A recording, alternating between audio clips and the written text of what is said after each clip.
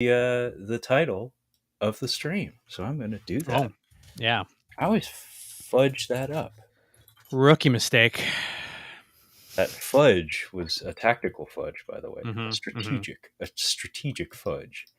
So I'm just going to adjust the title here really quick. And I am going to edit this out for the audio version because I would I'm hope not, so. because I'm not a complete amateur.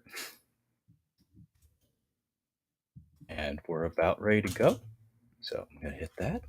We're going to hit a happy little tweet there and a happy little Insta.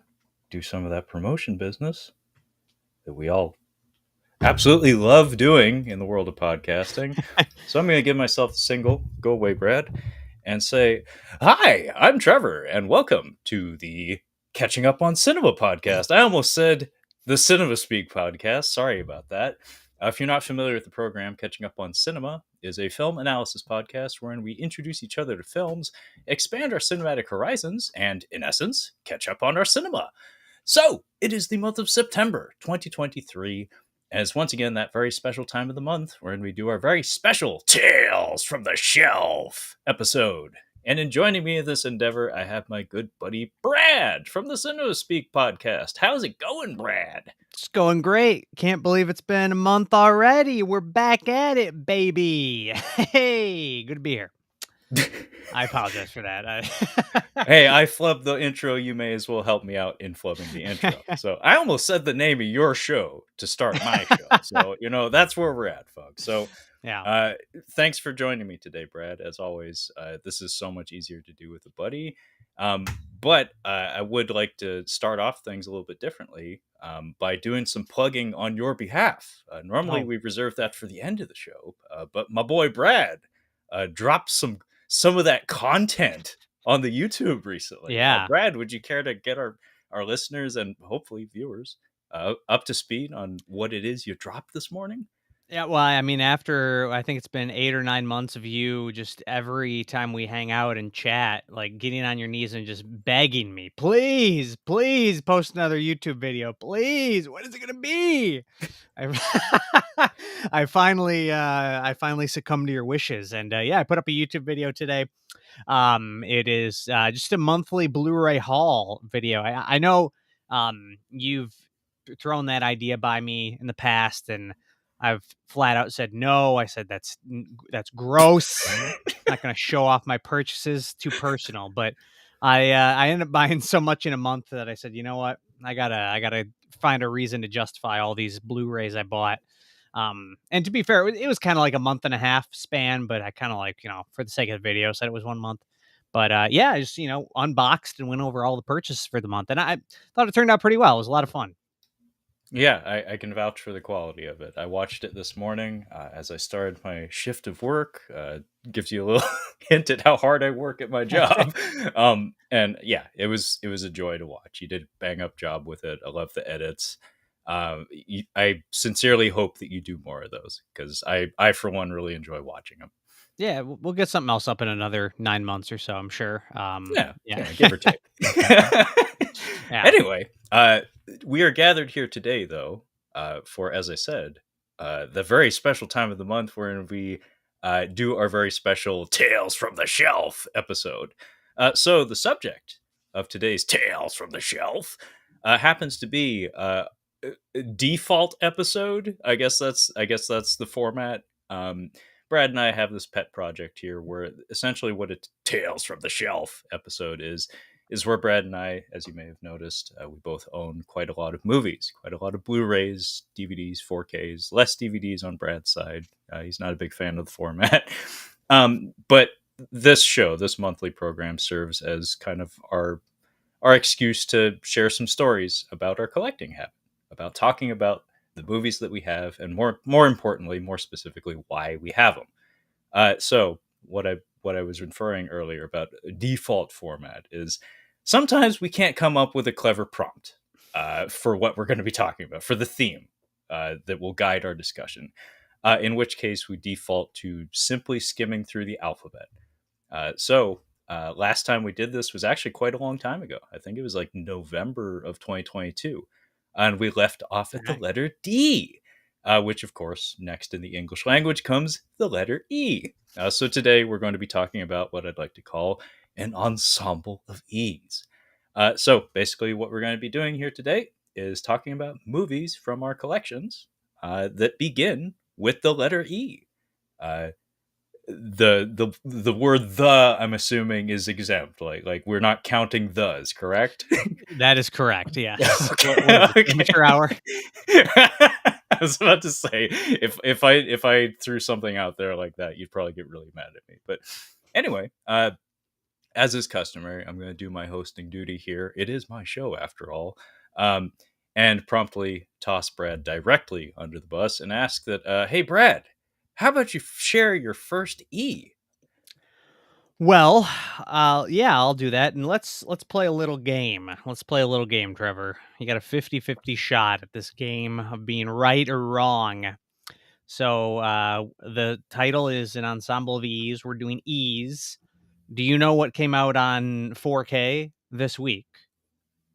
Oh, I am shooting myself in the foot as we speak. I have no idea. I haven't checked the calendar in a minute. We're not there Well, yet, Brad. If we were doing catching up on Blu-ray, that other episode that we do at the very special time of the month, maybe I would know, but no, actually I haven't looked at the calendar in a hot minute here. well, it's been, I mean, very controversial release. The internet is in an uproar over it, so I thought maybe you got wind of it.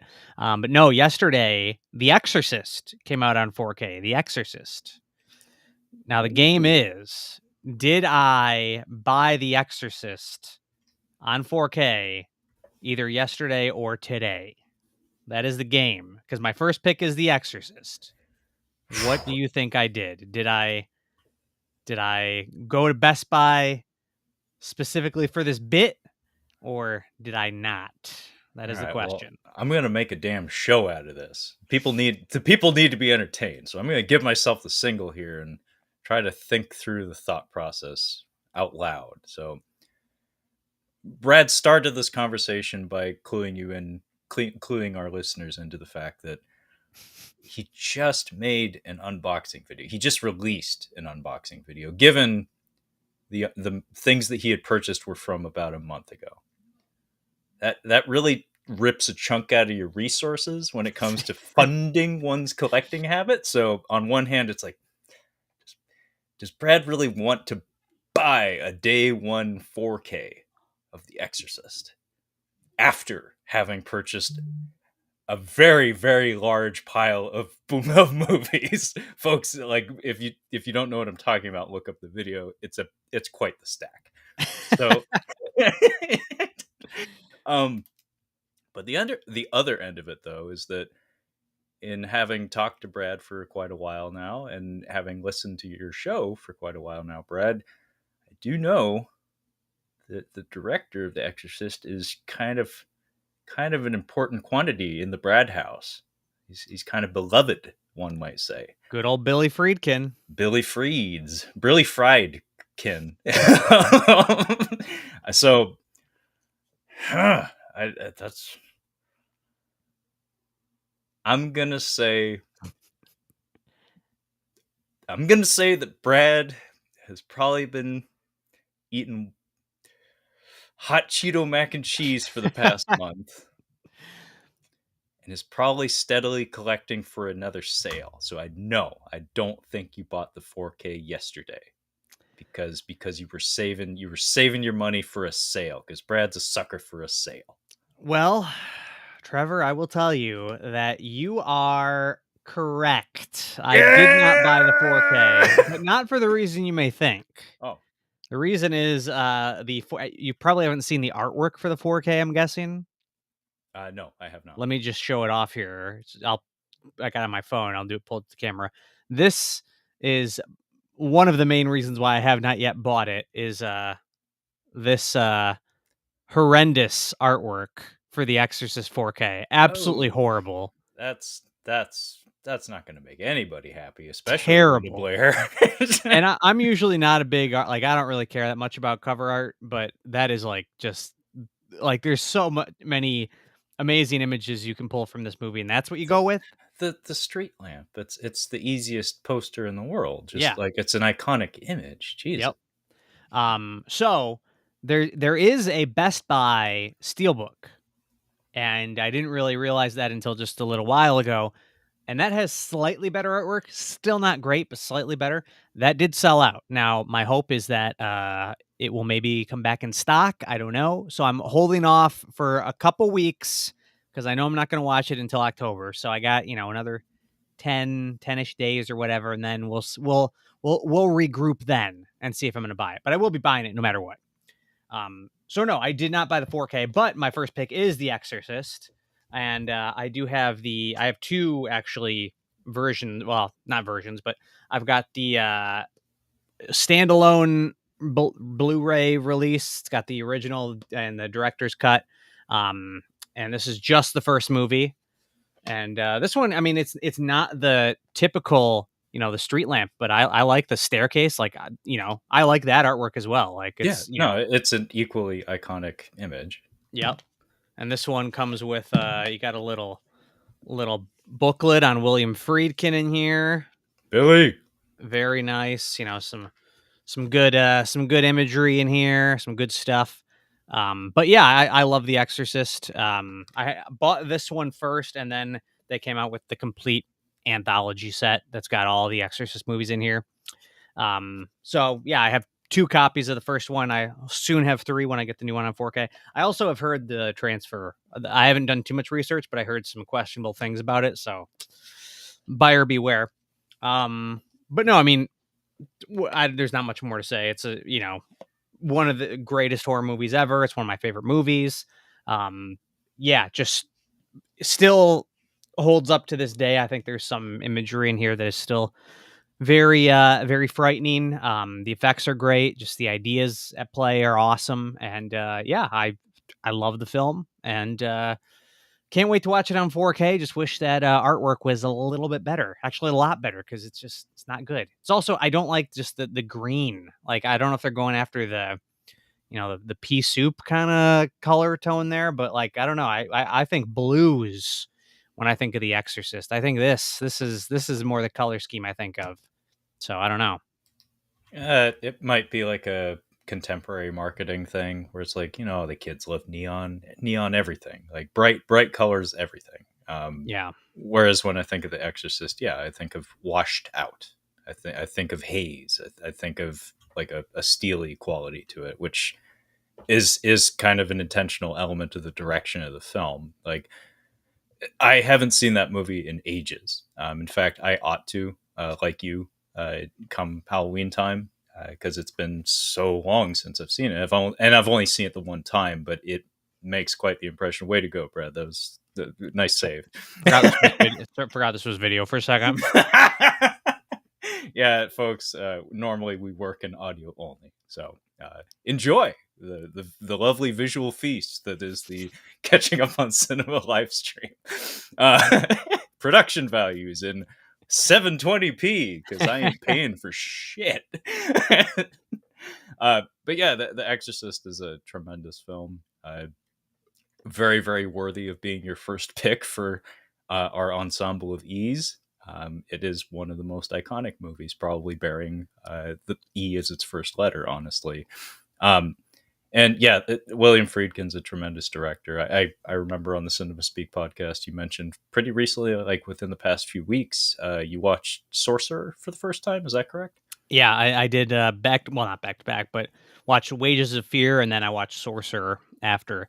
And yeah, just some incredible direction in Sorcerer. Like, I mean, Billy, he was just operating at another level at the time. He just didn't care. But I slightly prefer Wages of Fear, actually, but they're both awesome movies.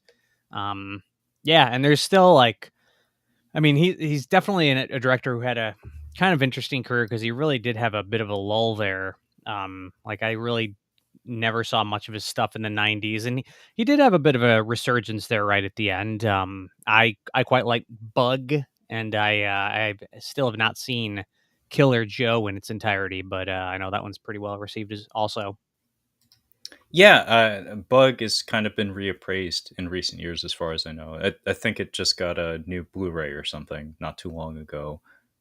Also, folks, if you're not aware, and how dare you if you're not, William Friedkin did pass away pretty recently, so the timing of this conversation is kind of apt. But yeah, Bug was one that I don't know if it found an audience like when it first came out, but I remember hearing some buzz, and now it seems to be like pretty critically lauded.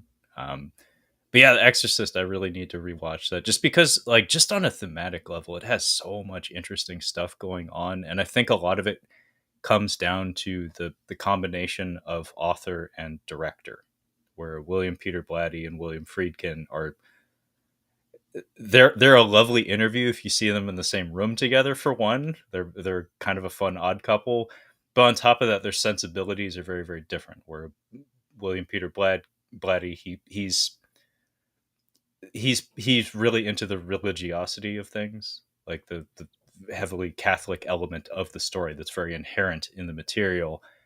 Whereas Friedkin, it's like he's so clinical. Like he treats most of his projects as documentaries. Like that's part of what makes Sorcerer so entrancing, is that you're just kind of in it with these guys, and there's tons of drama, but very little of it is portrayed in a very cinematic fashion. It's just kind of like, yep, that was a thing that they ran into and they had to figure it out. Oh wait, they didn't, and stuff like Mhm. that. And same with Exorcist, where it's just like you're kind of a fly in the wall, and the movie isn't really interested in delivering answers on anything. And in fact, some of the scarier parts of it that I remember, because I did see it when I was fairly young, was uh before the exorcism stuff even starts, like when the kid's in the hospital and Oh, stuff. yeah.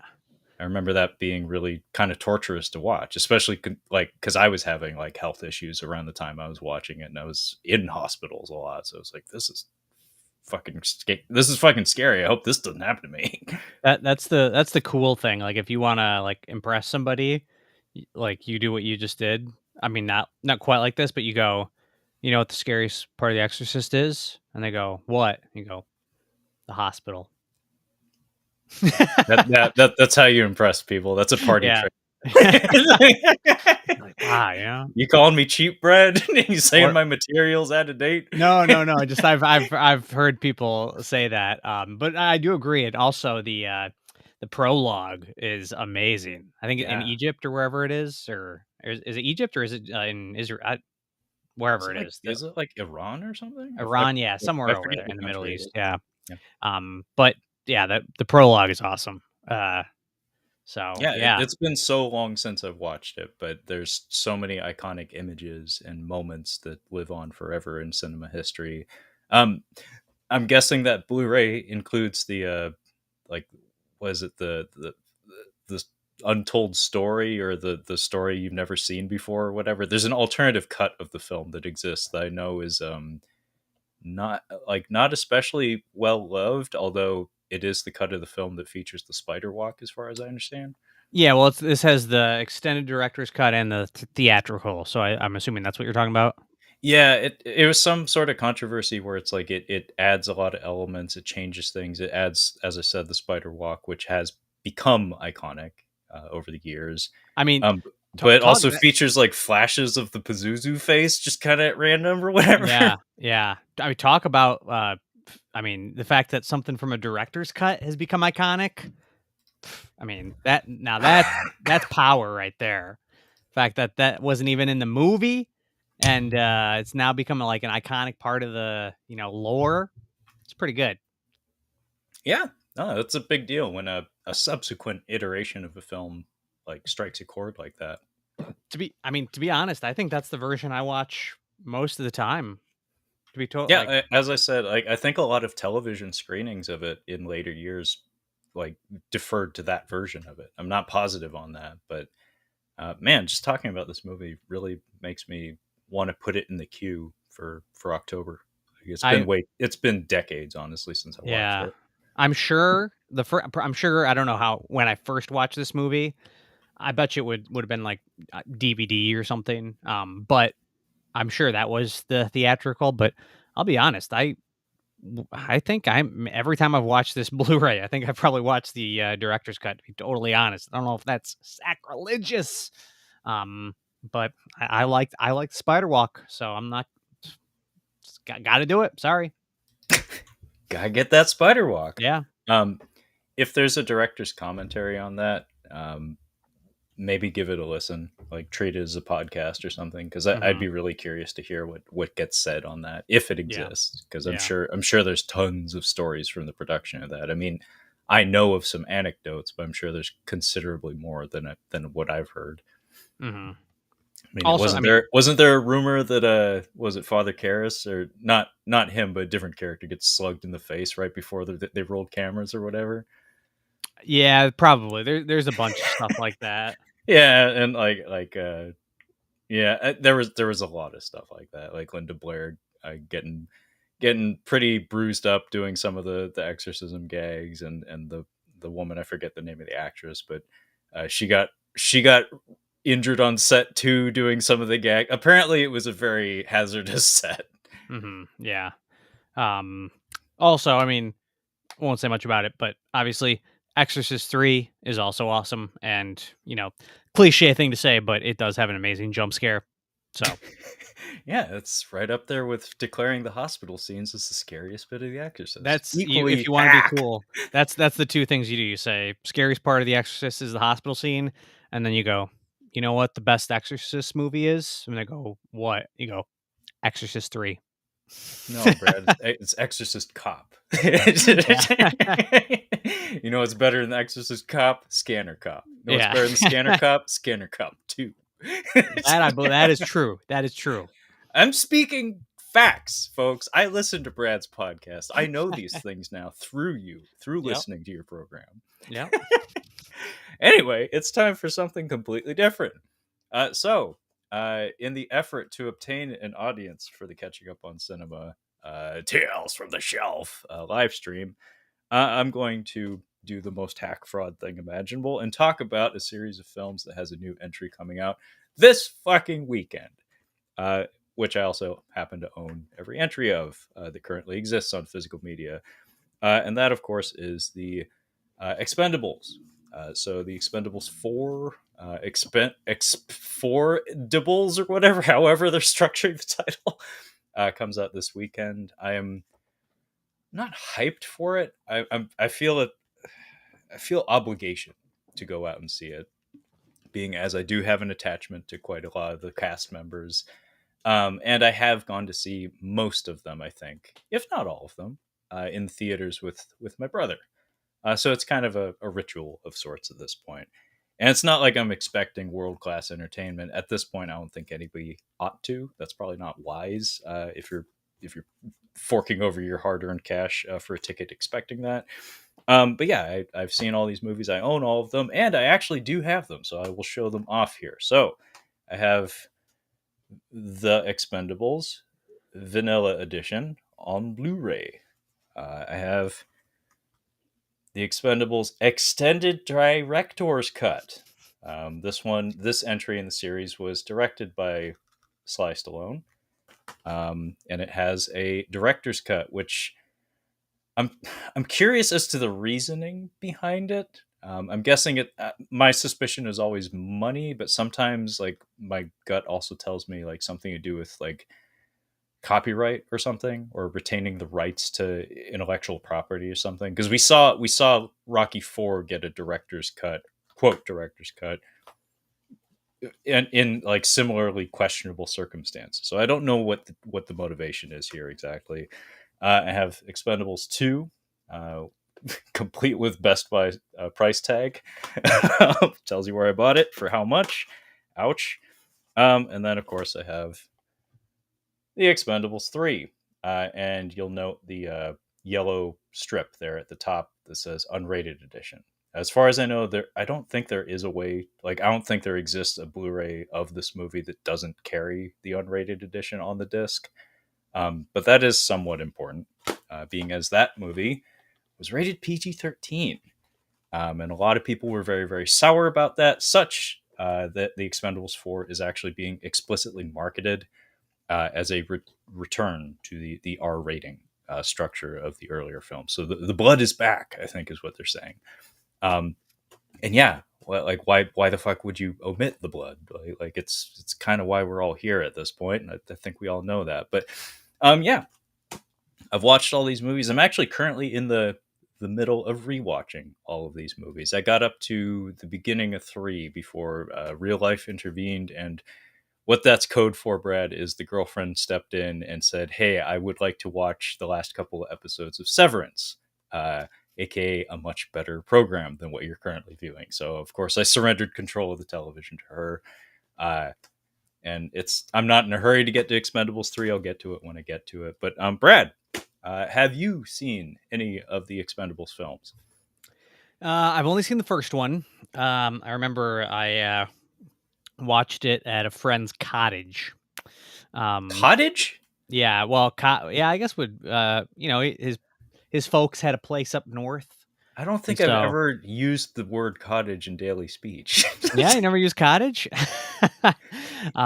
Yeah, this is just word of warning. This is not Soylent. This is Tim Hortons Ice Cap, which is getting me going. But A yeah, and regional delight. yeah, regional.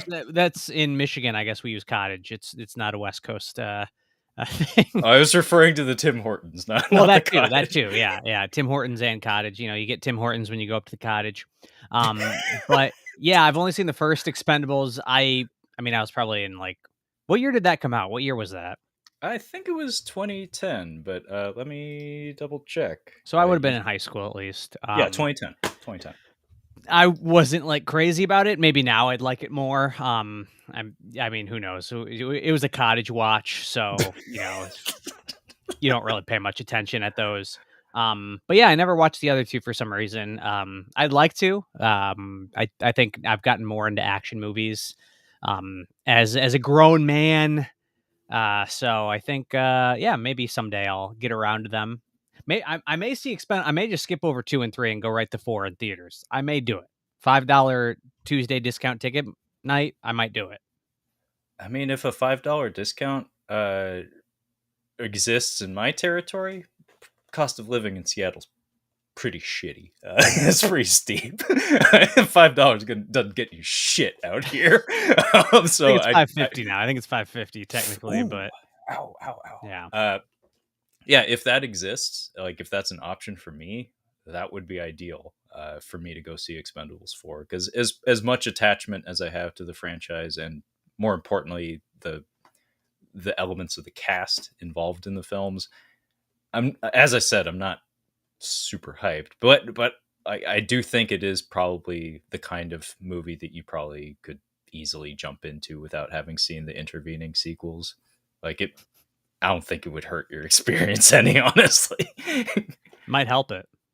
Yeah, yeah. Actually, you never know. But the main thing, though, is what I mentioned: is your attachment level when it comes to the cast, because that's ultimately the selling point. That's ultimately where the charisma uh, from the project comes from. Like when it comes to the cast members of the Expendables films, are any of them like a selling point for you personally? Um, no.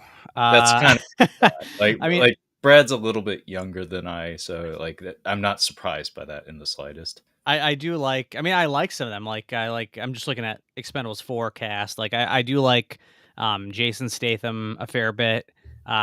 Eco Ways. I mean, I don't know much. He's the raid guy, right?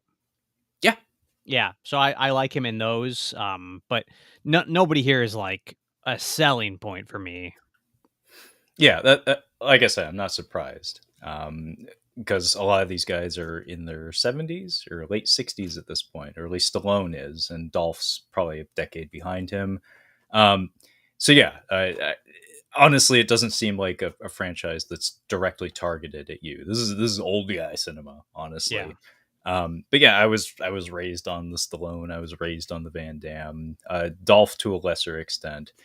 So I've always bit kind of hard for these movies, even though I fully acknowledge they're kind of like middle of the road action movies in a lot of ways. The first one is a little bit stilted in some ways. Like Stallone is in the director's chair; he's doing double duty as both quote star and director of the project, and it has kind of a loosey goosey feel to it, where you can tell they probably just rolled cameras and riffed to fill in a lot of the dialogue, and not everybody in this cast is especially well equipped to do that, such that a lot of the things that are supposed to be like classic action movie quips feel really stilted and wooden, and there's a lack of rhythm, I guess, in that first film in particular. Um, some of the action's pretty good, although the editing gets kind of choppy from time to time. In fact, that was part of the reason for the director's cut, is that they recut some of the action. They added like additional frames and additional takes of some of the hits and some of the kills and stuff, just to expand on some of the action scenes. The real downside, though, is that it fucks with the timing of the audio. Brian Tyler does the score for, I think, the first three Expendables. I think he's off of Expendables 4, but he did the score for the first three, and he's a very good choice. He's worked with Stallone before on Rambo, and his work on the Fast and Furious movies kind of proves that he he has chops when it comes to delivering like typical testosterone filled action beats and stuff. Some of his action music is fantastic, honestly. Like some of his tracks, especially for those Fast and Furious movies, are astounding. Really worth a listen on your free time if you care to check it out. Um, but the director's cut of the first Expendables fucks with the timing, because those pieces of music were timed to the way the film was cut for the theatrical edition, and so there's like occasional hiccups in the timing of the music. That's a little bit distracting for someone, anal retentive like myself. But the big fuck up, the big fucko is they add a song that plays over like one of the climactic action scenes, and it's it's raggedy. It's no bueno. No sir, I don't like it. So it's like a lot of director's cuts, like especially ones that happen sometime down the road. There's like a some is improvement, some is a detriment. So it's like I don't know if a perfect version of the Expendables exists. I feel that way about Godzilla 1984 and Godzilla 1985. It's like Dr. Pepper machines. It's like if you just cut out those Dr. Pepper machines, Godzilla 1985 is not that bad. But a lot of people, myself included, point to Expendables 2 as being probably the high point of the whole series. It has the most, when it comes to allocating like its screen time to its cast members, and arranging its cast of players. It has the pieces on the board that carry the most weight of the entire franchise. You have Jean Claude Van Damme in there, having a lot of fun as a bad guy, doing some of that acting shit, something he wasn't asked to do all the time, but something I know he enjoys. You have Baby Scott Adkins, and more importantly, though, for most people, like not like action movie obsessives like myself, but like most general audiences, Arnold Schwarzenegger and Bruce Willis actually have things to do in it. Unlike, I mean, token appearance from Arnold in the third one, spoiler alert. But Bruce Willis and Arnold are both in the first film. It's kind of well known that they filmed in like an afternoon a single dialogue scene for that movie. Whereas in the second one, they actually participate in the action and actually get to do some stuff, and their dialogue is more naturalistic. It's a damn movie. Expendables 2 is an actual movie. Like structurally, it is very intentionally like a riff on classic westerns and the Seven Samurai in particular, or Magnificent Seven, if you want to call it that way. Like it very much feels like a well thought out, actually well produced and well made movie. And then the third one happens, and it's kind of like let's fart around until the end. Like it's that movie basically. Yeah. It's PG-13. There's some decent action stuff at the very very end. I give a lot of credit to Wesley Snipes and Antonio Banderas. They are actual actors, unlike some of the other people in these movies who have largely coasted on personality, gravitas, charisma, rather than actual acting chops for a very long time. Like the two of them have some really good scenes that they actually do some of that acting shit with, and it's worthwhile. And the action is not terrible, although there is one sequence with Jason Statham towards the very end that is bizarrely filmed. Like if you do end up watching Expendables 3, Brad, we got to talk about the fight with the big guy, because the way it's framed is like there's Dutch and then there's like full on upside down pseudo Belgian shots where it's like, what are these angles? All right, I'm kind of like into what that. is Yeah, this? It's let's very go. eccentric framing. But Expendables 3 is I don't hate it as much as some people. I have a lot to say about it that I won't say here because I don't want to exhaust you before you even get rolling, Brad. But I will point out that troubled human being that he may be, and subject of every week's episode this month here at Catching Up on Cinema, Mel Gibson is in fact in Expendables 3. And again, troubled human being that he may be, God damn it, he is magnetic. Like even in the Expendables 3, he gets at least one scene where he brings it and it's like, I felt things in the Expendables 3. I didn't pay for that. And I didn't expect that, but damned if I didn't feel that.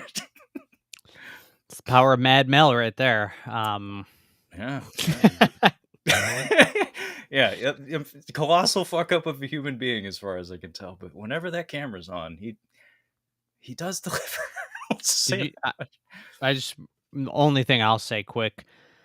Did you know that the Expendables 3 did win some Oscar gold? Well, not Oscar gold, but it won some gold. It won some gold. It did win at least one award. Sound maybe. No, not at the Oscars. It won at the 35th Razzies. Who got it? Who got it? Worst supporting actor. Well, let me tell you Ronda here. Rousey. Worst supporting actor. You got 3 nominees. You got Kelsey Grammer, Mel Gibson, who I know you just said he was good, but that might be like we're just nominating you for worst because we're worst person. Yeah, And that's a fair enough reason. yeah, and then Arnold Schwarzenegger. All 3 nominated for worst supporting actor. Who do you think pulled out the win or the loss? For political reasons, I think I would point to Mel. Well, for political reasons, you would think so, but his performance was just too darn good. So he did Too not darn win good. worst. No, the winner for worst supporting actor was Kelsey Grammer. But with an asterisk, it was a combined nomination. Kelsey Grammer for Worst Supporting Actor in The Expendables 3, along with Legends of Oz, Dorothy's Return, Think Like a Man 2, and Transformers Age of Extinction. So he was nominated for all those movies combined and won Worst Supporting Actor. Well, I mean, that's kind of a fun way to give someone that award, I guess. He was good in Age of Extinction. Like he showed the fuck up for Age of Extinction. He got blowed the fuck up in that movie, Yeah. and that is a hilarious moment in cinema history. Is a goddamn transformer blowing up Frasier in a fucking film. That happened. Yeah. This is why we don't need to take the Razzies seriously. I Yeah, shouldn't have even brought them up. It's just yeah. Also, just like to point out that Kelsey Grammer, like another troubled person who has a new season of Frasier coming up soon on Paramount Plus or whatever. Jesus, like what is this world of media that we live in?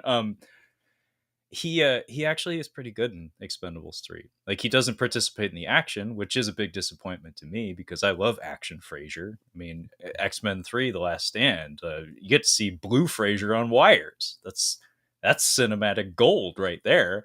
But he's strictly there for dialogue scenes, many of which are filmed on absolutely horrendous green screen. But there's a it's not a running gag, but it's a gag with a very long setup that actually is kind of funny. It seems like it was very clearly improvised by him, between him and Stallone. But like for what it's worth, he doesn't occupy a lot of screen time in the film. But I thought he actually had fun with it and made a contribution. Ronda Rousey, on the other hand, Kellen Lutz, on the other hand, more importantly, Kellen fucking Lutz, on the other hand, the Lutzman, he's goddamn awful. And I'm pretty sure Victor Ortiz's boxing career, much like a lot of other fighters who have worked on Sylvester Stallone's projects over the years, I think it was derailed around the time of the release of this movie. Because Tommy Morrison, I think he passed away from like HIV a few years ago, and also his boxing career did not go well around the mid '90s. So he was Tommy Gunn in Rocky Five, Brad, if you're not aware. Okay. Um, and then Mason the Lion Dixon, Antonio Tarver, the actor who plays the antagonist in Rocky Balboa.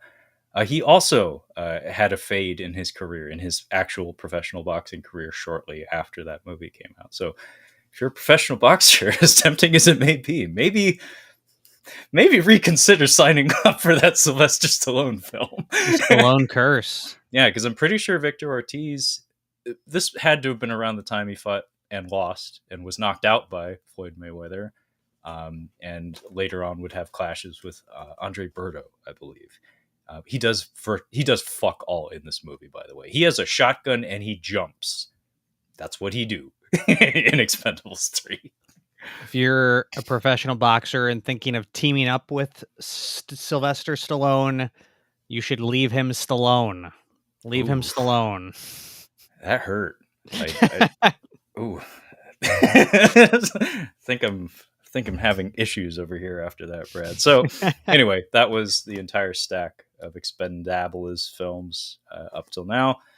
I talked for way too long, so Brad, feel free to do the same. What is your next E pick? Well, I'll mention a film. I don't have a ton to say about it, but I'll mention it. It's a movie. Now, I just mentioned with The Exorcist, I said I don't really care about cover art that much. This movie, I think I had seen a trailer maybe, but I was largely sold on the artwork on this Blu-ray, which isn't, I don't even think it's the theatrical poster. I think it's, maybe it was a poster of some kind, but I think it's mostly just exclusive for the Blu-ray. It is Jake, well, not starring Jake Gyllenhaal, but more importantly, Denis Villeneuve's Enemy, which is an early Denis Villeneuve film. I have not seen Incendies, which was like his breakout hit. But this was kind of, it came out after Prisoners, I believe, but I think it was actually shot before Prisoners. And it's a, bit of a psychological thriller. Jake Gyllenhaal sees somebody who looks exactly like him, and he begins to investigate who this person could be. And I quite like it. I think it's definitely a movie that rewards rewatches, and it's just a fun puzzle to put together. And I think Jake Gyllenhaal is very good in it.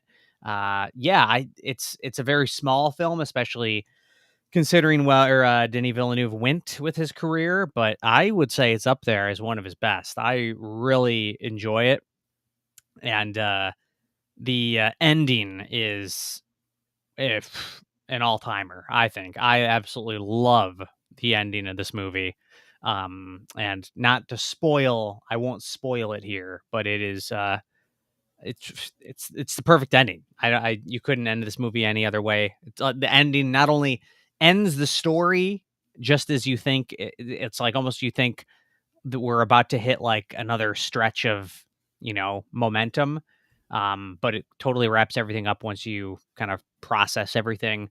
And yeah, it's an awesome little movie. I haven't seen it in quite a while, but I remember when it first came out, I was really hyped on it, and I said, I think this Denis Villeneuve guy, I think he might be going places. I just got a feeling. I got a feeling. Um, and clearly it didn't work out for him, but at least he had this movie. So yeah, Yeah, that is like one of the, I don't know, more rewarding things in the world of, I don't know, taking in films, like appreciating films, is the come up, like actually being present for that. We got a comment here. Enemy is a banger, it uh, is a banger. certified banger. Have you seen it, Trevor? I have not. I feel bad. No, I feel like a terrible person Too being as busy a, watching The Expendables. yeah. I'm too busy over here watching four different Expendables films instead of fucking Do you at Enemy. least know what the ending is? Like, do you have any I've had idea? images spoiled, but I don't know the Okay. context. Like, I don't know Yeah. what it actually means, but I have seen screen caps because the internet. Yeah, Um, yeah. but I would very much love to though, because Denis Villeneuve, he has reached that rarefied air of I will watch anything he makes status, where it's like if it has his name on it, I don't even need to know what it is. I'll give it a shot. Like, what's the worst that could happen? He's proven himself to such a degree at this point, like with so many consistently excellent films of pretty wildly different genres and vibes at times. Yeah, I'll watch anything the guy makes. Such that, yeah, I will absolutely put on Enemy just on a whim and probably love it. But no, I haven't seen it, nor have I seen anything from that period of his career or earlier. Um, I don't know how much content there is there, but like I said, if it's got his name on it at this point, I'm watching it. Yeah, yeah, and this one, it was an early, A24 film as well. Really? Wow. Yeah, I don't know if it was produced by them or just acquired by them, but, like, this was before, this was before the Villeneuve brand, this was before the A24 brand.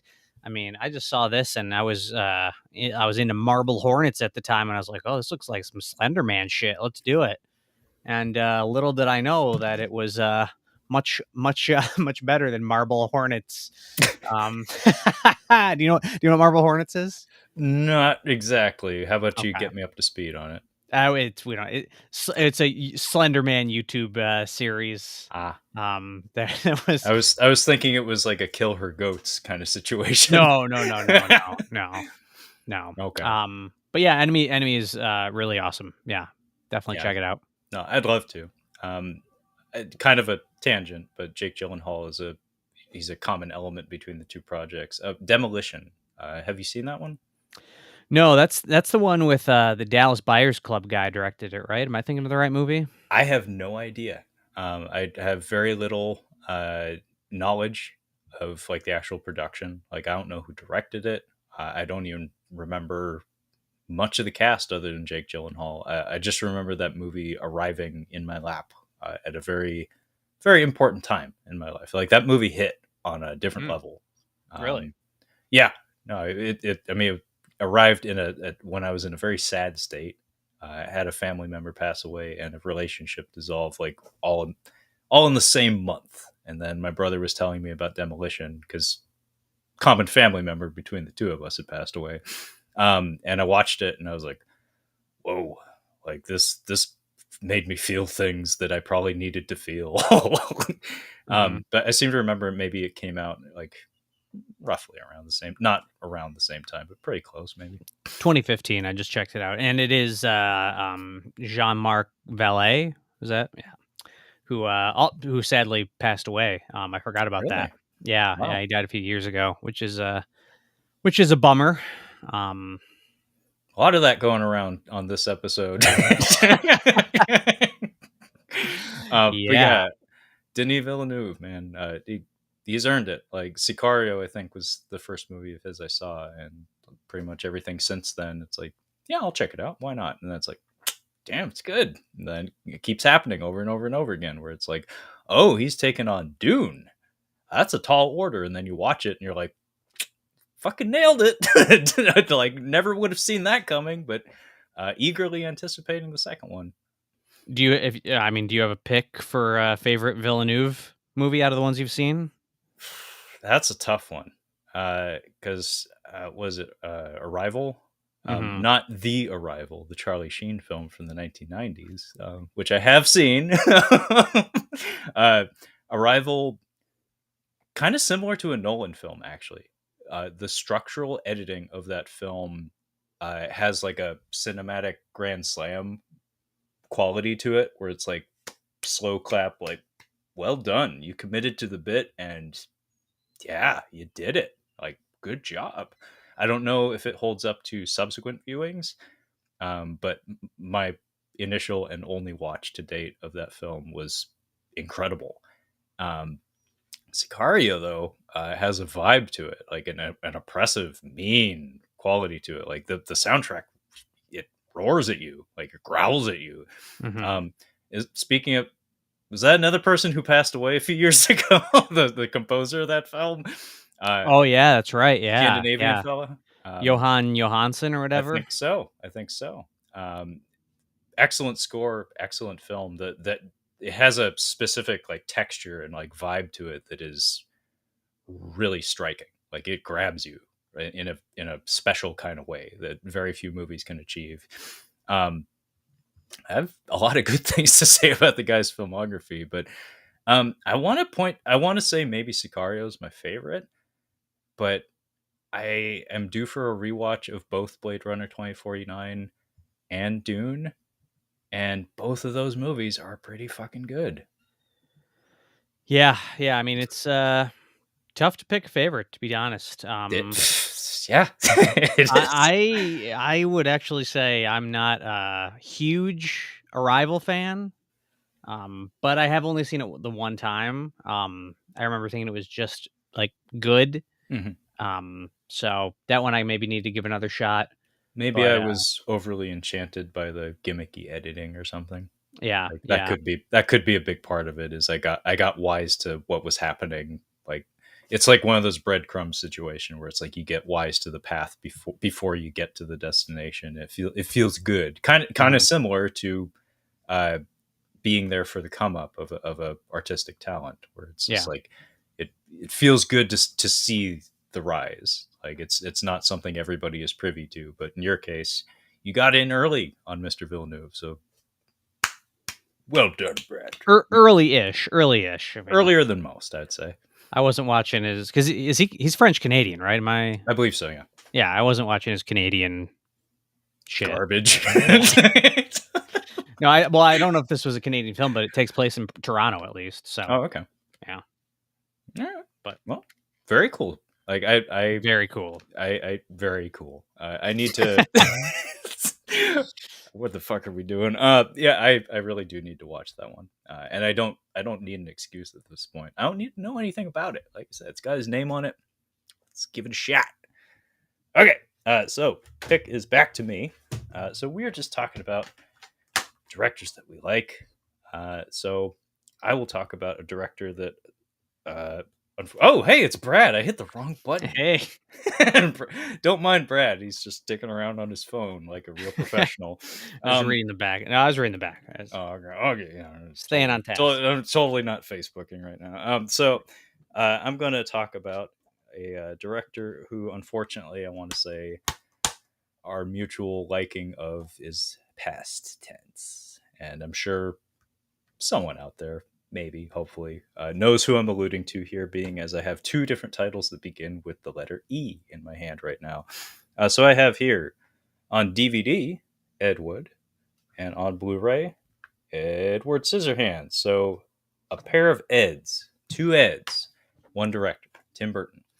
Past tense liking of Tim Burton seems to be pretty common these days. There's like a cutoff point where he still had the juice. I don't know if the juice is all squeezed out at this point. But yeah, like from like the Oh, 2010s it's onward. squeezed. Yeah, Brad, and I think Kyle also, my regular co-host on Catching Up on Cinema. I think they're in agreement to the fact that like to use a frequent drop from Brad's podcast, the Cinema Speak podcast, you're done. Timmy Burton might very well be done, but in the '90s, these movies came out, and they were fantastic, if you ask me. I'm not sure if everybody agrees on that today, but I do know that Edward Scissorhands was a mega hit internationally. Ed Wood, I think, considerably less so, although these days it is, I want to say, a beloved film. I think it's been rediscovered. I don't think it did especially well. A lot of people chalked up to the black and white and the subject matter on top of that, where it's like, what is this? uh, but I happen to love both of these films. If memory serves, I think Howard Shore or maybe Mark Shaman, but I think Howard Shore does the score for Ed Wood instead of Danny Elfman, who normally worked with Tim Burton around this time and also did the score for Edward Scissorhands. Apparently, there was like a creative differences, something or other that happened around that time. That seems to happen with Danny Elfman, honestly. I remember the same thing kind of with Sam Raimi happened on the Spider-Man films. Hmm. He dips out after two, if memory serves. I think Christopher Young takes over wholeheartedly by the time you get to Spider-Man 3. I don't. I'd be curious to know what the argument was, what the dispute was between Sam Raimi and Danny Elfman. Like, do you Probably, know? I think it has something to do. I think Sam Raimi didn't give enough respect to Oingo Boingo, and I think really pissed Danny off. I was like, now you listen to me, Danny. You take your dead man's party and you get the hell out of here. Yeah. He was the Jerry to Danny Elfman's Kramer. Danny Elfman just went and didn't leave until he was Yeah. asked to by security. Um, Intense guy, in terrific shape as far as I've heard. Plays every instrument under the sun. But for what it's worth, the soundtrack for Ed Wood is fantastic. The instrumentation in particular is very, very, very appropriate for the film.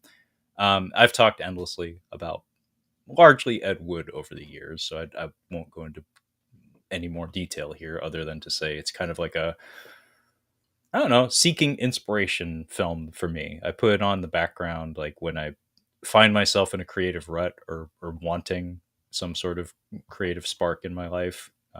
There's kind of a special warmth that comes from the movie. I have a kind of similar relationship to American Movie as well, although that's a much more depressing watch, honestly. But I put it on in similar occasions. Edward Scissorhands, on the other hand, is not one that I've watched too often, but it is fucking gorgeous. Especially Danny Elfman's score. There are some melodies, like some key melodies in Edward Scissorhands that are up there with his best work. Um, was it the Ice Dance is a phenomenal cue, as is I think it's called Story Time. It's basically the intro to the film, serves as like the theme music for the film. It's very much like a has a fairy tale kind of vibe to it, which is very appropriate for the film if you actually see it. But yeah, some of Danny Elfman's most beautiful music gets the Vincent Prize in a couple of scenes. Production design is very much on point, very much Tim Burton's brand.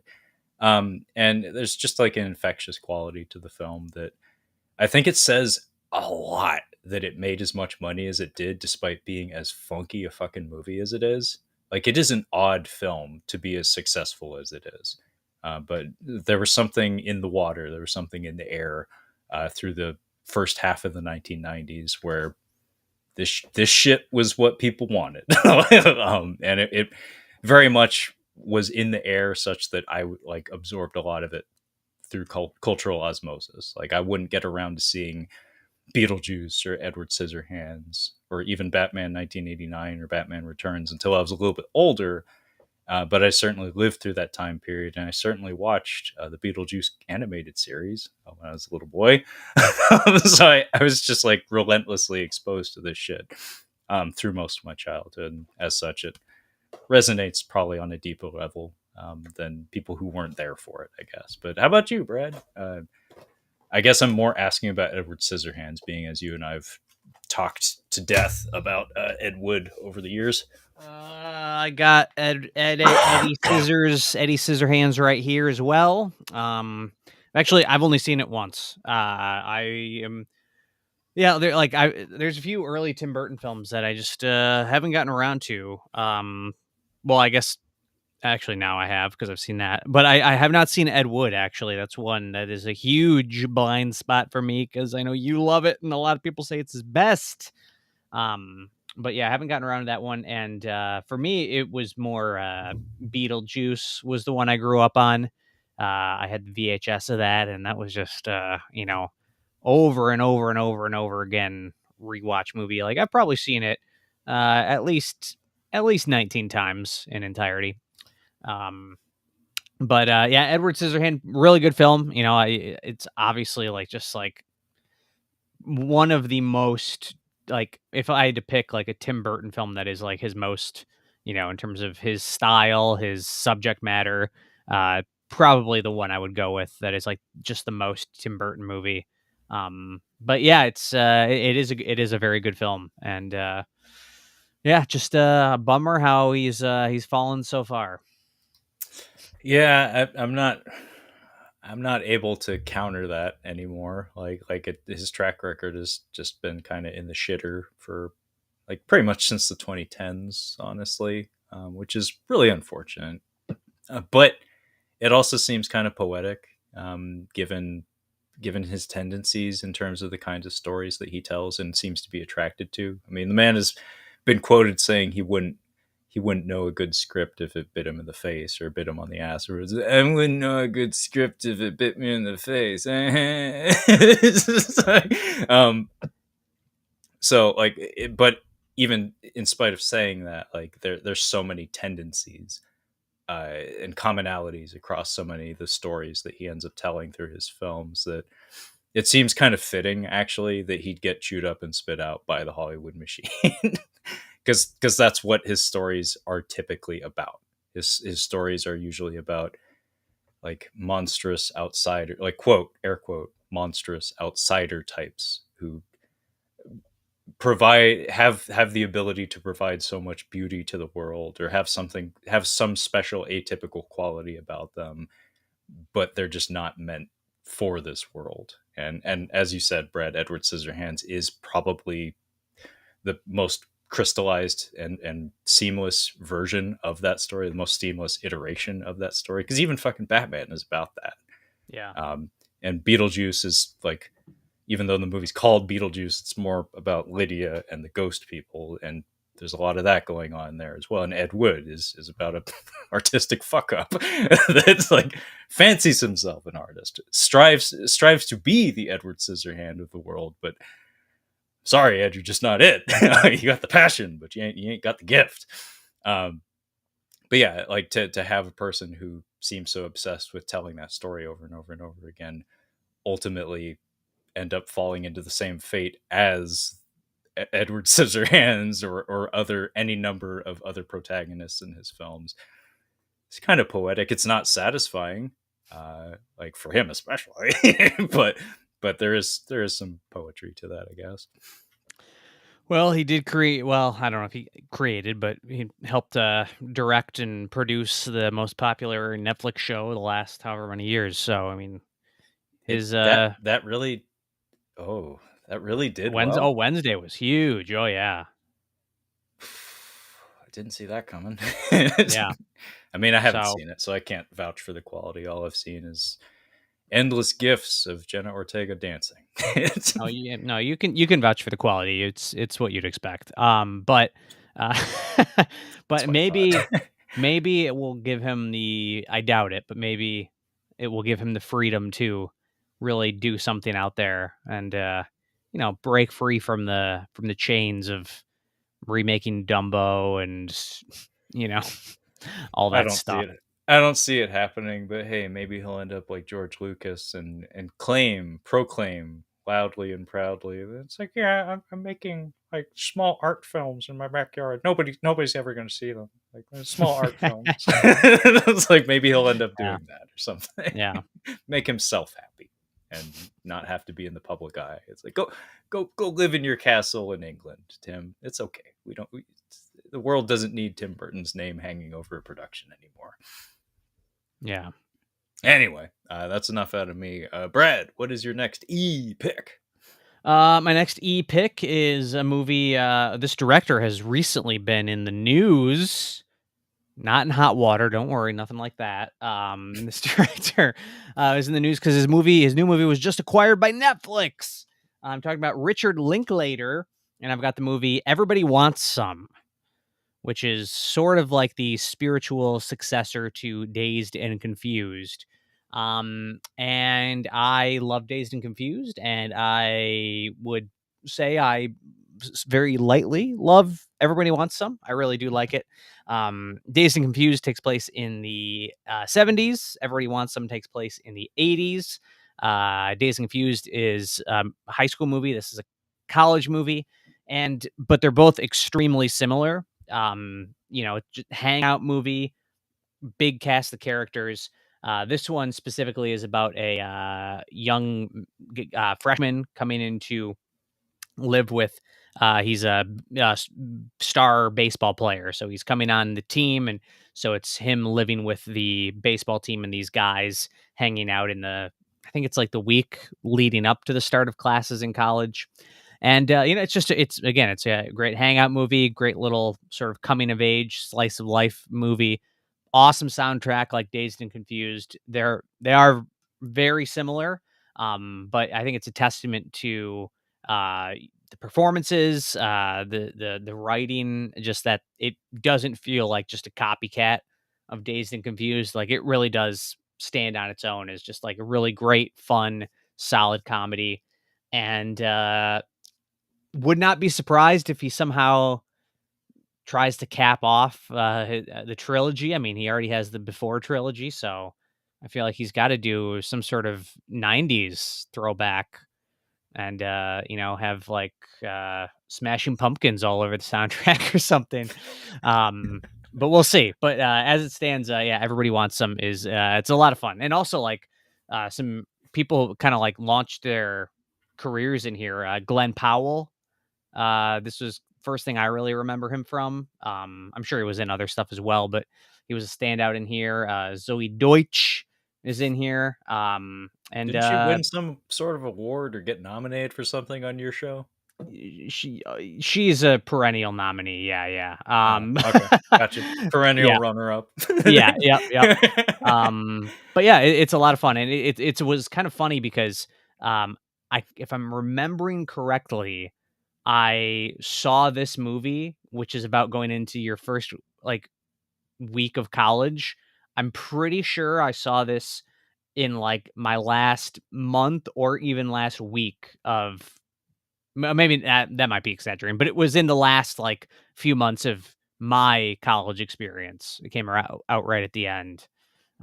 So yeah, it hit at like a really good time, I guess, for me. Wow.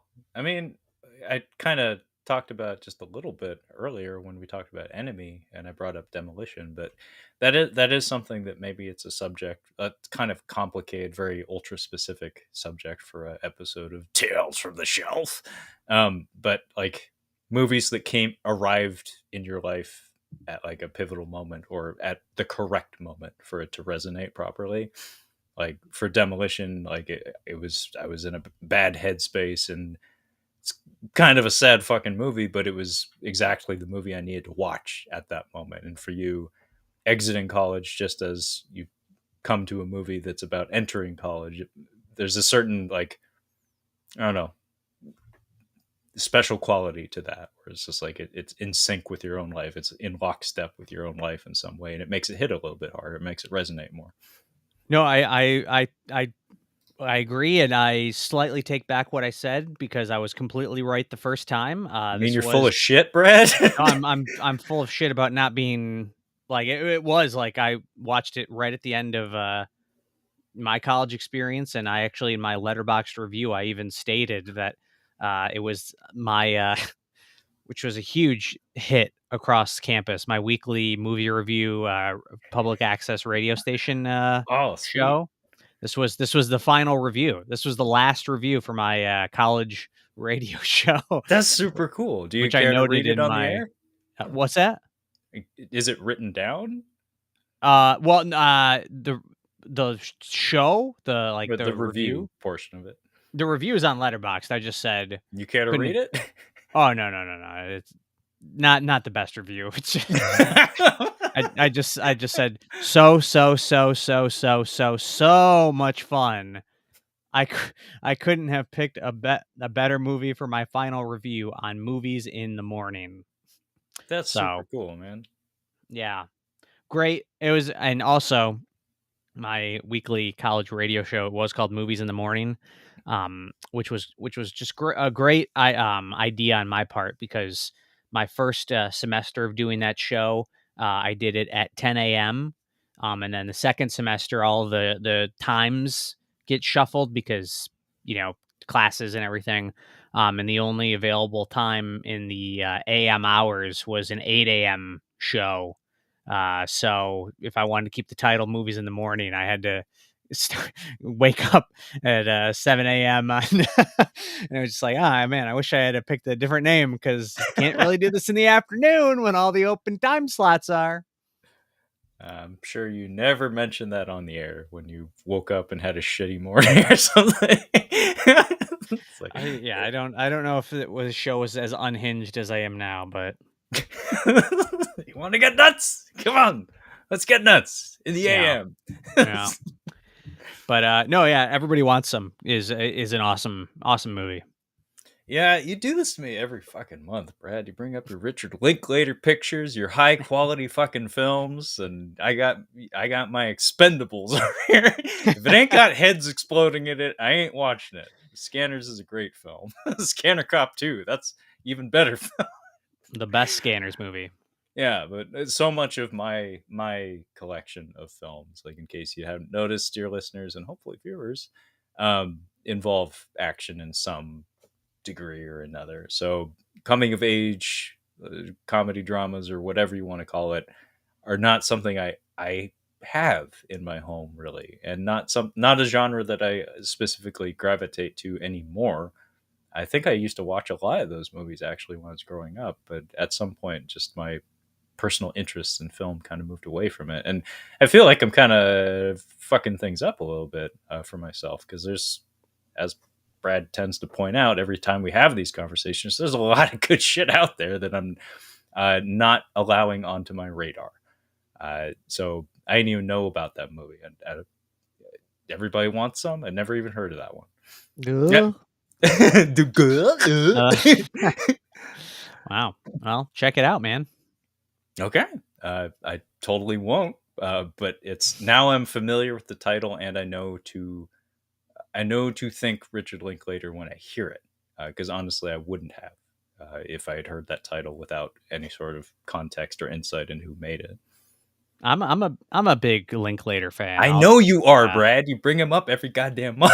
I don't feel like I am like it's not like a it's like who is some of the directors you love? It's not like a name that comes to mind, but then I start I just like actually if I'm listing off like movies that are absolute bangers that I love, he's got more than many others. Yeah, you might want to think on that because seriously, it's a very common thing on this show.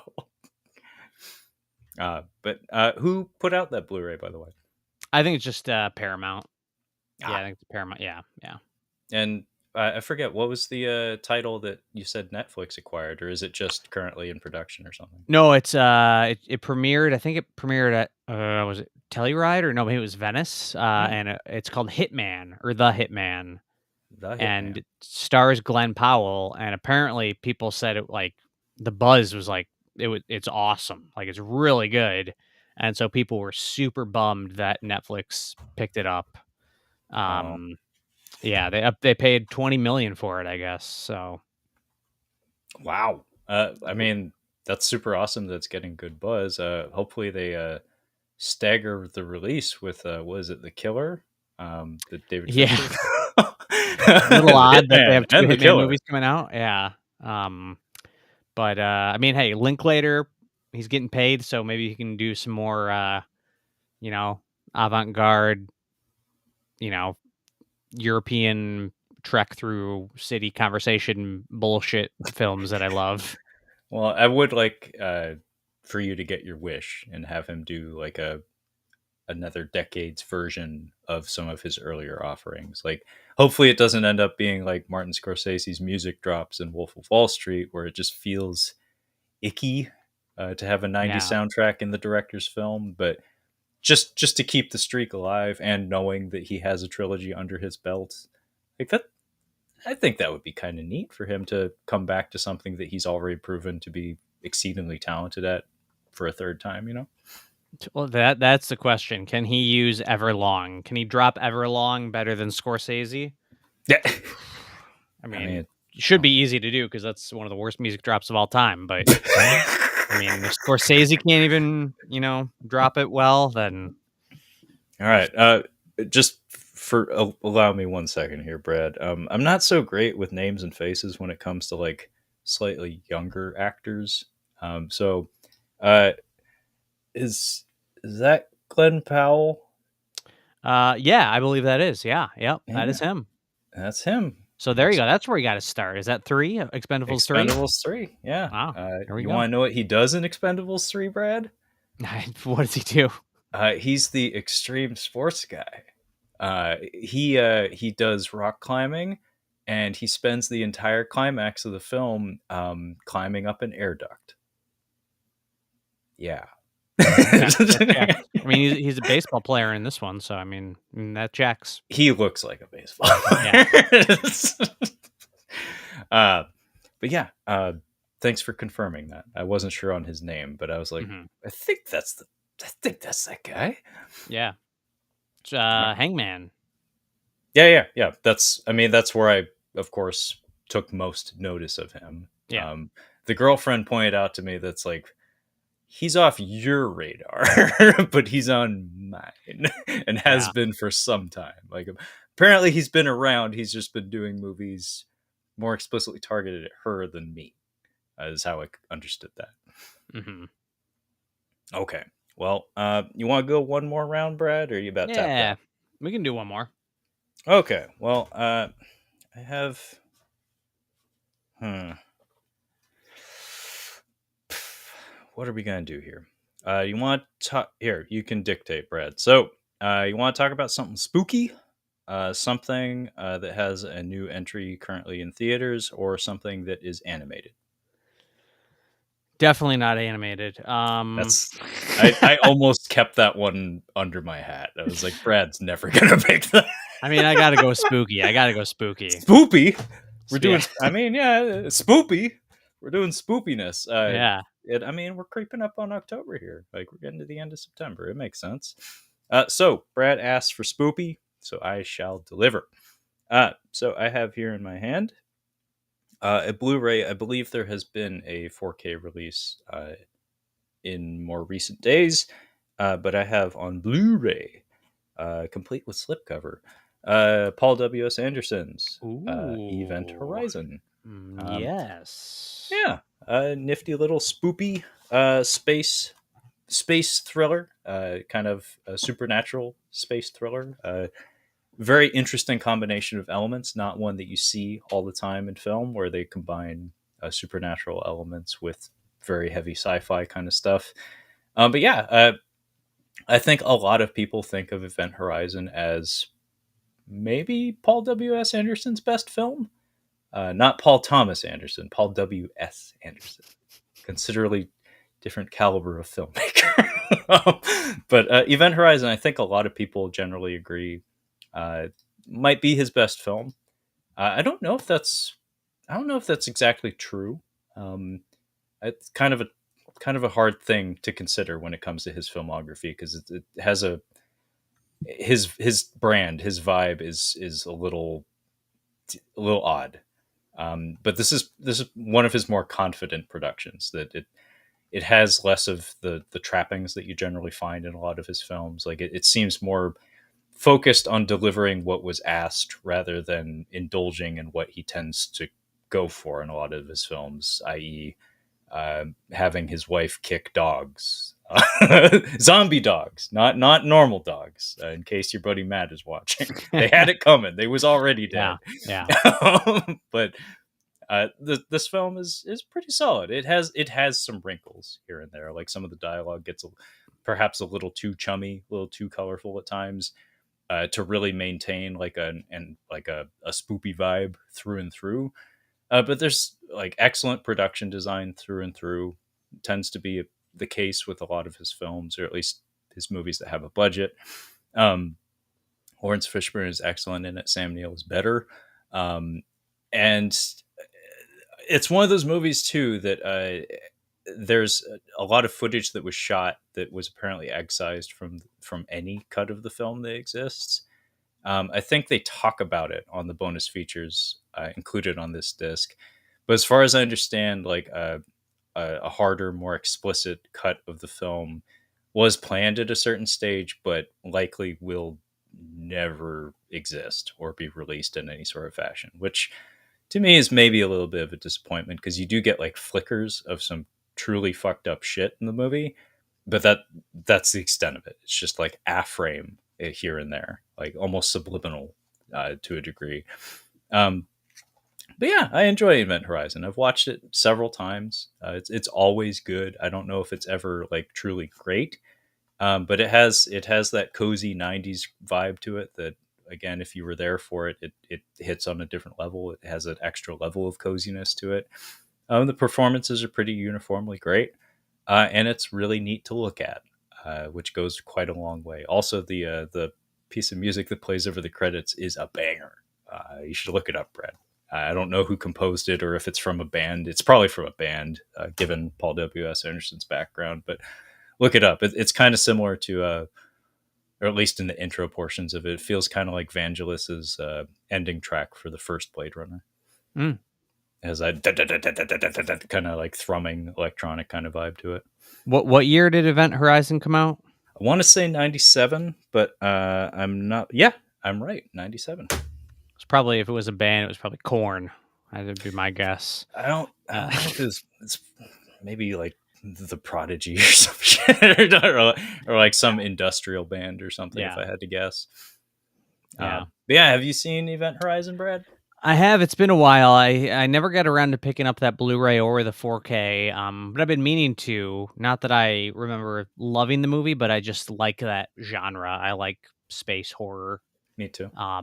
And yeah, I mean, decent little cast. There are images from that movie that I remember. Partly some from, I believe, like meme GIF form, but also just some stuff that I think actually is some memorable imagery in there. But yeah, I don't remember much about it, but I definitely would like to watch it again. And I mean, off the top of my head, I would say it's probably my favorite Paul W.S. Anderson movie. I mean, not that I've seen a ton of his stuff, but I think I would give it The Crown. Yeah, I mean, I have a soft spot for Mortal Kombat. I don't think you agree with me on that point, No. but a lot of kids who were old enough to remember the hype train for that movie. It's kind of special in like a cheesy sort of way. I would never defend it as a truly great film, but it brings me joy, for what it's worth. But yeah, like in terms of like just overall quality, especially for like general audiences, it probably is like his most confident and straightforward and well made film. Like I don't think anybody's ever going to point to Aliens versus Predator being his best, or maybe that first Resident Evil. Like that one's not bad. It's pretty committed to the bit. Like Hmm. it's not as cartoonish or overly colorful as some of the later sequels would be. But that first one is pretty earnest in what it's trying to achieve, and it does look quite nice at times. So yeah, probably Event Horizon or Resident Evil, I guess, if I was to put one at the top of his list. That's fair. That's fair. It's not like either of us in this room love this guy or anything. I tolerate Paul W.S. Anderson. He's got his fans. He's got his fans. Apparently, his movies make a fuck ton of money. Like Hmm. almost, I don't know how Monster Hunter did. I don't know if it did very well, but those Resident Evil movies, I forever underestimated how profitable a lot of those were. Like so many of those just absolutely killed it at the box office internationally. So he's made a lot of studios happy as far as I know. But in terms of like film fans, I don't know how many like diehard fans he has out there. I know there's a few people on Twitter, and I don't know if they're being ironic, but who praise him very highly.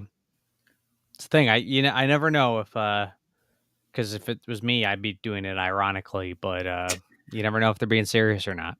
That's a thing. That's a thing on the internet. Is like every director is somebody's favorite, no matter how schlocky their material might be, Hmm. how consistently schlocky their material might be. Somebody out there is their super fan. So it's deeply unreliable. Yeah.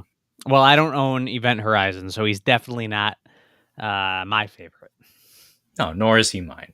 But I own two. No, I own a lot of his movies. I feel bad. Like I feel like a liar right now. Like You like as him a much lot more than I do. I have all the Resident Evil movies, I have Event Horizon, and I have Mortal Kombat. So yeah, I own. Oh fuck! I also have Soldier. Shit, I am a super fan. I'm a secret super fan. I didn't even know it. I've given Yeah. so much of my money to this motherfucker. He Have you? he is your Richard Linklater. Apparently, You didn't don't know it until realize yeah, just now, but apparently, yeah. have you seen Soldier, by the way? Mm-mm, no.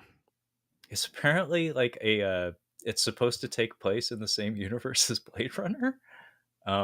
Like it's never explicitly stated, it's never an element of the story, but apparently like they used a miniature prop or something. One of the police spinners is in one of the shots in the film or something. um it's not bad, actually. I may have to reconsider like what his actual best movie is, because Hmm. Soldier is not a great movie by any means, but it's got good Kurt Russell. That's kind of He's got a it. lot of good ones. Good Gary Busey too. Yeah, Good Gary Busey. Um, yeah. yeah, but Soldier's not bad. I could watch that movie virtually any day. I'll just say that some of his movies are very watchable. Anyway, we should You're probably really talk starting to about sound like a something else fan. now. Yeah, Yeah. I'm gonna get off of Paul W.S. Anderson's cock right now because, I'm not sounding like a very good podcaster right now. It's like your credibility's just is all gone, buddy. It's like it's long gone. I'm sorry. So Brad, would you like to do one more e-pick? Yeah, I can do one more quick, and I don't have a ton to say about this one, but it's a film that I watched not too long ago. Just came out on 4K, I think, last year, and I have been going through all of the director's films, so I will be revisiting this one in the coming weeks, I'm sure. It is David Cronenberg's Eastern Promises, which I watched for a second time when it came out on 4K. This is the Kino 4K. Looks great. And obviously, it's follow up to A History of Violence, which I prefer over Eastern Promises if we're to compare the two. But Eastern Promises is pretty awesome in its own regard. It's just, it's, from what I remember, again, even though I watched it last year, my opinion on the film, my mind is fading, but remember, it's very straightforward, and it's Cronenberg. One thing about his movies that I love is that they are just like sweet and to the point. Like he does not overstay his welcome. Like rarely is his film over 2 hours. This one's 101 minutes. For feels like in another filmmaker's hands, they would have considered this like, this is a prestige, gangster film. We're gonna stretch this runtime, and he's just like, I don't know, his filmmaking is just very blunt and curt, and even when he's not dealing with human anatomy, he's still something about his films. Just and maybe it's because he's always shooting in Canada and he's working somewhat outside the studio system. His films always just have a very different feel, and I like this film. I think the performances are great. Obviously, Vigo Mortensen was Oscar nominated for this role, probably just for the bathroom scene alone, which is awesome. And it certainly is when you remove yourself from this movie by a year. It's one of the moments that definitely stands out the most, and it's an awesome scene. And yeah, I quite like the movie overall. Yeah, it's a interesting, good take on the gangster flick. Yeah, kind of unexpected amongst his filmography. Although the timing of it was like it was like he was entering a new phase of his oeuvre, of his Hmm. filmography, where like you said, it was preceded by A History of Violence, and it's like continuing the collaboration with Viggo Mortensen and also doing more grounded material, less having to do with metaphysical or body horror kind of stuff. Although there is some of that in the form of just straight up fucking violence and awful Hmm. things happening to people. Um, I haven't seen Eastern Promises since it came out. That was a rental, and when I was still living under my parents' roof, I think. Um, and I do not remember it very well. Yeah. But as we said earlier, talking about Denis Villeneuve, David Cronenberg has long ago, decades ago, earned that rarefied air of, if it's got his name on it, sure. I don't know Hmm. what it is. I don't need to know what it is. I'll check it out and it'll be great because he doesn't make crap. Basically, he always makes great films, and I remember it being pretty good. I remember Viggo Mortensen really turning into very good performance. The naked fight, uh, legendary moment in cinema history. Uh, Especially when it comes to, it's not an action film by any means, but when it comes to action design, novelty is of prime importance when it comes to making something memorable, making something special in the world of action and stunts and stuff. And yeah, it's very rare, especially in American or Canadian cinema, to see that's a naked man fighting. And it's a pretty savage fucking fight too. Yeah. Um, Yeah.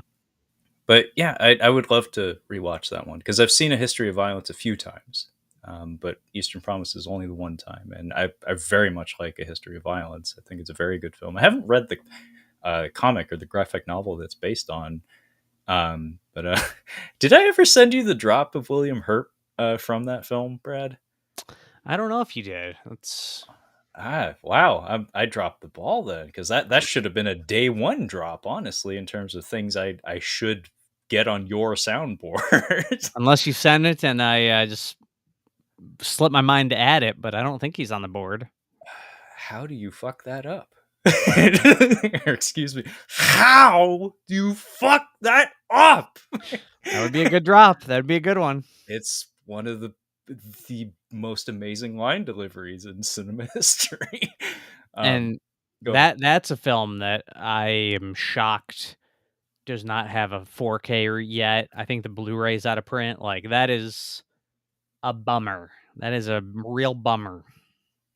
Weird trivia factoid, but think doesn't isn't that the last VHS made in our region? I think I remember hearing that. Yeah. Yeah, that's a weird trivia factoid that I just remember for some reason, but very good film. Very, very good film. Like pretty, like as you said, blunt, curt, with some of its storytelling material, but it feels appropriate for the story that they're telling. But yeah, there is some sort of strange quality, like strange, like undefinable vibe present in a lot of his films. That something about the way that they're cut and the way that the performances are carried out, that it's like almost a signature. Where Hmm. I can't put my finger on it, but you're absolutely right. Like there is a strange, very very distinct vibe present in a lot of his films, and a lot of it I think has to do with like the timing of the cuts and some of the naturalism in some of the performances. Or I think it speaks to his strengths as a director, or like a director more specifically of actors, probably that he gets a little extra something out of people. Yeah. Truly brilliant director, like one of my favorites, one of a And lot that of people's favorites. there's like hardly any sort of emotion or schmaltz. I shouldn't say there's no emotion. There's like there's no schmaltziness or anything like that. Like even the emotional films that you can look at of his, like the Fly has a romance at its center, but it always ends in tragedy, and it's always very very bleak and grim. I do have to correct myself. History of Violence, the Blu-ray is still available, but it has very bad picture quality ratings. That's where my brain went. That's why I don't own it, because it needs a better release. But it is available. It is available. Well, I mean, maybe I have to assume we'll be getting it. Like it we'll get another edition of that film. I mean, it's got his name on it, and you know, it's got Vigo in it. It's an easy fucking sell. Come on, man, get And on it. I don't know it's a New Line Oh, film. that's kind of surprising. Yeah. So I don't, or at least distributed by New Line. Okay, yeah, that makes more sense. So I don't know who. I don't know if New Line still has the rights or who. Because this is a universal title, at least on the back of the Kino. Yeah, it was Focus Features. So, um, that maybe I don't know if New Line. I don't know where the rights are with that, but Well, in terms of his films with Vigo, where would you rank it? probably second to A History of Violence, I would say. I've only seen A Dangerous Method and Crimes of the Future once. But yeah, I'd probably say History of Violence, Eastern Promises, Crimes of the Future, Dangerous Method. I don't think I've seen Dangerous Method yet. Yeah, that's one because I was proud. Like, I really didn't know really anything about the subject matter when I saw that, so I might really appreciate it a lot more, now, but we'll see. Well, yeah, I mean, his some of his movies are better on rewatch. Mhm. But yeah, I've said this I think every time he gets brought up, but like David Cronenberg is probably top of the list in terms of directors that I would very much like to check out everything they've done. Like, and it wouldn't be a chore; it'd be a delight. Yeah, it's fun. Yeah, join me, it's fun. Yeah, actually, that's a project that might have to talk to you about, like off air or something. Be fun to lean on one another and like get some of these watches out of the way that we Yeah. keep talking about from month to month. It's like, Brad, I don't care what kind of mood you're in, you're watching this shit. You're gonna watch Yeah, it. yeah.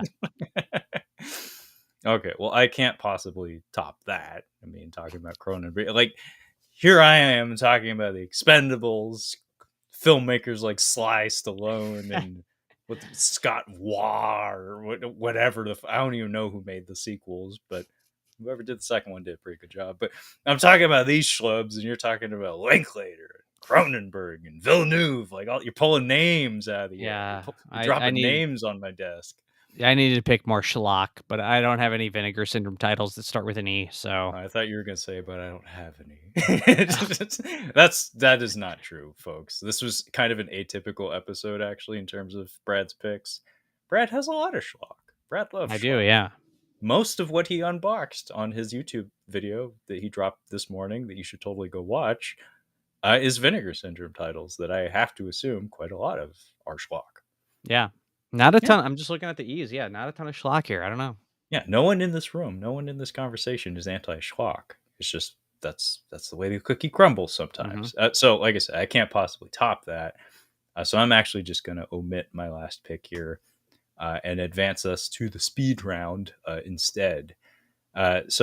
Folks at home and listeners and hopefully viewers, if you're not aware of what's about to happen here, basically the speed round is basically where we just skim through all the titles that we have set aside in rapid succession, kind of eschewing deep conversation and just kind of show and tell for a bit. So, Brad, would you like me to go first, or are you anxious to throw out your titles here? You can go if you want. I gotta gather my stuff up from the floor. Okay, well, I have literally every E title that I own, I think, in front of me, and it's actually, I mean, it's not a few, but it isn't as much as I tend to have. So I'll try to make this pretty quick. So starting with the DVDs, I have Exit Wounds, starring Steven Seagal and DMX. Almost like I think they occupy the same amount of screen time. Actually, the timing of me whipping this out, excuse me while I whip this out, is kind of fitting for this month. So if you're not aware, listeners and hopefully viewers, here at Catching Up on Cinema, we're in the midst of our masterclass month, where we've been talking about. It's our anniversary, by the way, celebrating 5 years of podcasting. Um, we've been talking about all of the Lethal Weapon films, and next week we'll be talking about Lethal Weapon 4, which the director of this film happens to be the DP of that film, if memory serves. And I do not know how to pronounce this man's name, so I am going to completely butcher it. But I think it's Andrew Bartkowiak. Um, he is the man. He's the man who brought us an entire subgenre of film from this era of film. This is one of the films that is part of the subgenre that I have coined the Kung Fu Hip Hop Connection. It's a dark, dark era of action entertainment cinema wherein the world of hip hop crossed over with the world of kung fu.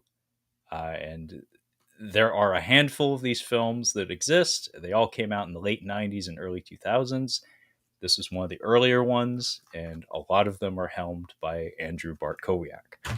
I would love to get to the bottom of how that all came together someday, but I haven't done the research, and I probably never will. Oh, that's not true. I will. It's like, and I'll probably bring Kyle along for the ride. Poor guy. Um, I have here Exo Squad. This was a Fox Kids animated cartoon series from the mid 90s. Brad, do you know anything about this? Does this register with you at all? Not really. I mean, the name sounds familiar, but no. Okay, so again, Brad is a few years younger than me. I'm not surprised in the slightest. Children's entertainment moves exceedingly fast, and he just wasn't around for this, basically. This is only the first season. As far as I know, the second season was never released on any home video format. My brother and I had those toys. We loved that cartoon. It was a little bit more serious than a lot of children's entertainment that was airing, especially on Fox Kids at that time. Kind of like similar vibes in terms of like seriousness as the X-Men cartoon from the same period. Of course, I've talked about this many times. Electric Boogaloo, the Canon Films documentary. Love that. Seen it a few times.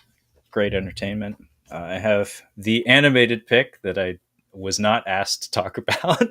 um, have all three of the rebuild of Evangelion films. These are all directed by Hideaki Anno, and we have the first one, the second one, and the third one in a beautiful slipcase. The fourth one, very recently, got a listing on physical media, so it is due out soon. It is currently available on streaming via Amazon Prime, but I have not watched it yet. I'm probably just going to hold off until the physical media release because, in for a pound, in for a penny, or scratch that, reverse it. I don't know how to speak English. I have here Escape from Mogadishu. This is a South Korean film directed by my favorite South Korean director. Um, is it? I think so. I think this is from Yu Sung Won. Uh, it's a it's an okay film. It's not great, but it's from my favorite South Korean director. And it also is kind of interesting in terms of like the way it frames its South and North Korean characters. Kind of shows that at least from the South Korean perspective, can't vouch for the North, but at least from the South Korean perspective, it seems like things have softened a bit. Where it's like we don't completely hate them anymore. um, Extreme Prejudice. This is part of the Vestron video collection that Let me pull Brad. that one off of mine. Brad's just going Yep. to dump that from his. We have that in common, being as Brad owns all of the Vestron video titles, or at least is in the process of collecting all those. I only have a couple, but this is one of them. I think it's a Walter Hill film. Yes, it is. Very, very competent filmmaker, has made a lot of good films. That one's all right. It's not one of his great ones. Dynamite cast of character actors, though. Like, you will recognize lots of fucking people in it, and all of them are good when they're around. But unfortunately, the screen time is not divvied up as in the ratios that I would prefer, if I'm being honest. Speaking of, well, no, I didn't actually preface that. I didn't set that up at all. This one has a new sequel that's currently in theaters, The Equalizer. So, if Equalizer Mm. and The Equalizer 2, both on Blu-ray. I'm not going to be upgrading to 4K because I like those movies. I don't love them. But I have considered going to see that third one because I've heard mostly good things about it. And I Mhm. generally like Antoine Fuqua and Denzel Washington. And I've heard it's not bad. You get to see Denzel on vacation in Italy, which Italy is this year's Malta. Because if you remember, Brad, like last year or the year before, a lot of action movies were shot in Malta, and this year it seems like was it Fast and Furious, Fast X, Mission Impossible, Equalizer 3, all in Italy or neighboring territories. Like I think Haunting in Venice. Haunting in Venice, yeah. So we got Rome, we got Venice, we got Sicily in Expendables 3, I think. So yeah, apparently big year for Italy in the world of cinema. I like when that stuff happens. It's kind of interesting to see these movements happen where it's like Mhm. Malta gives a shit about Malta. It's like, oh, they must have tax incentives. Gotcha. Um, the Executioner Collection. These are a duo of Sonny Chiba films from Arrow. Excellent restoration of two very, very, very schlocky and funky 1970s martial arts films. Right up my alley. Ernest Goes to Jail. Done a whole episode on it, or at least half an episode on it. One of the most important comedies of my youth. I have no idea how or why my family ended up with Ernest Goes to Jail on its shelf. But yeah, I watched the shit out of that movie and I love it. Yeah. Enter the Fat Dragon, starring Donnie Yen in a fat suit. Uh, things that you couldn't do in the United States in 2023. This is the Hong Kong edition of the Blu-ray. I needed this movie immediately, Brad, so I rushed out and I paid the shipping fees for the Hong Kong version. It exists on Blu-ray in the US now, probably considerably cheaper, but I needed this now. I actually cut a clip from this movie and I sent it to Kyle. I don't know if I ever sent it to you, but it's Donnie Yen yelling at the bad guy, "You lose, man!" It's terrible, but it does have some. It has some decent action sequences, a lot of slapstick humor. I think it's a Masanori Mimoto. He's a up and coming. Well, he's a Japanese stunt player that's been working for a very very long time in that industry, but he's starting to like gain a little bit of traction in like more action obsessed circles of film fandom.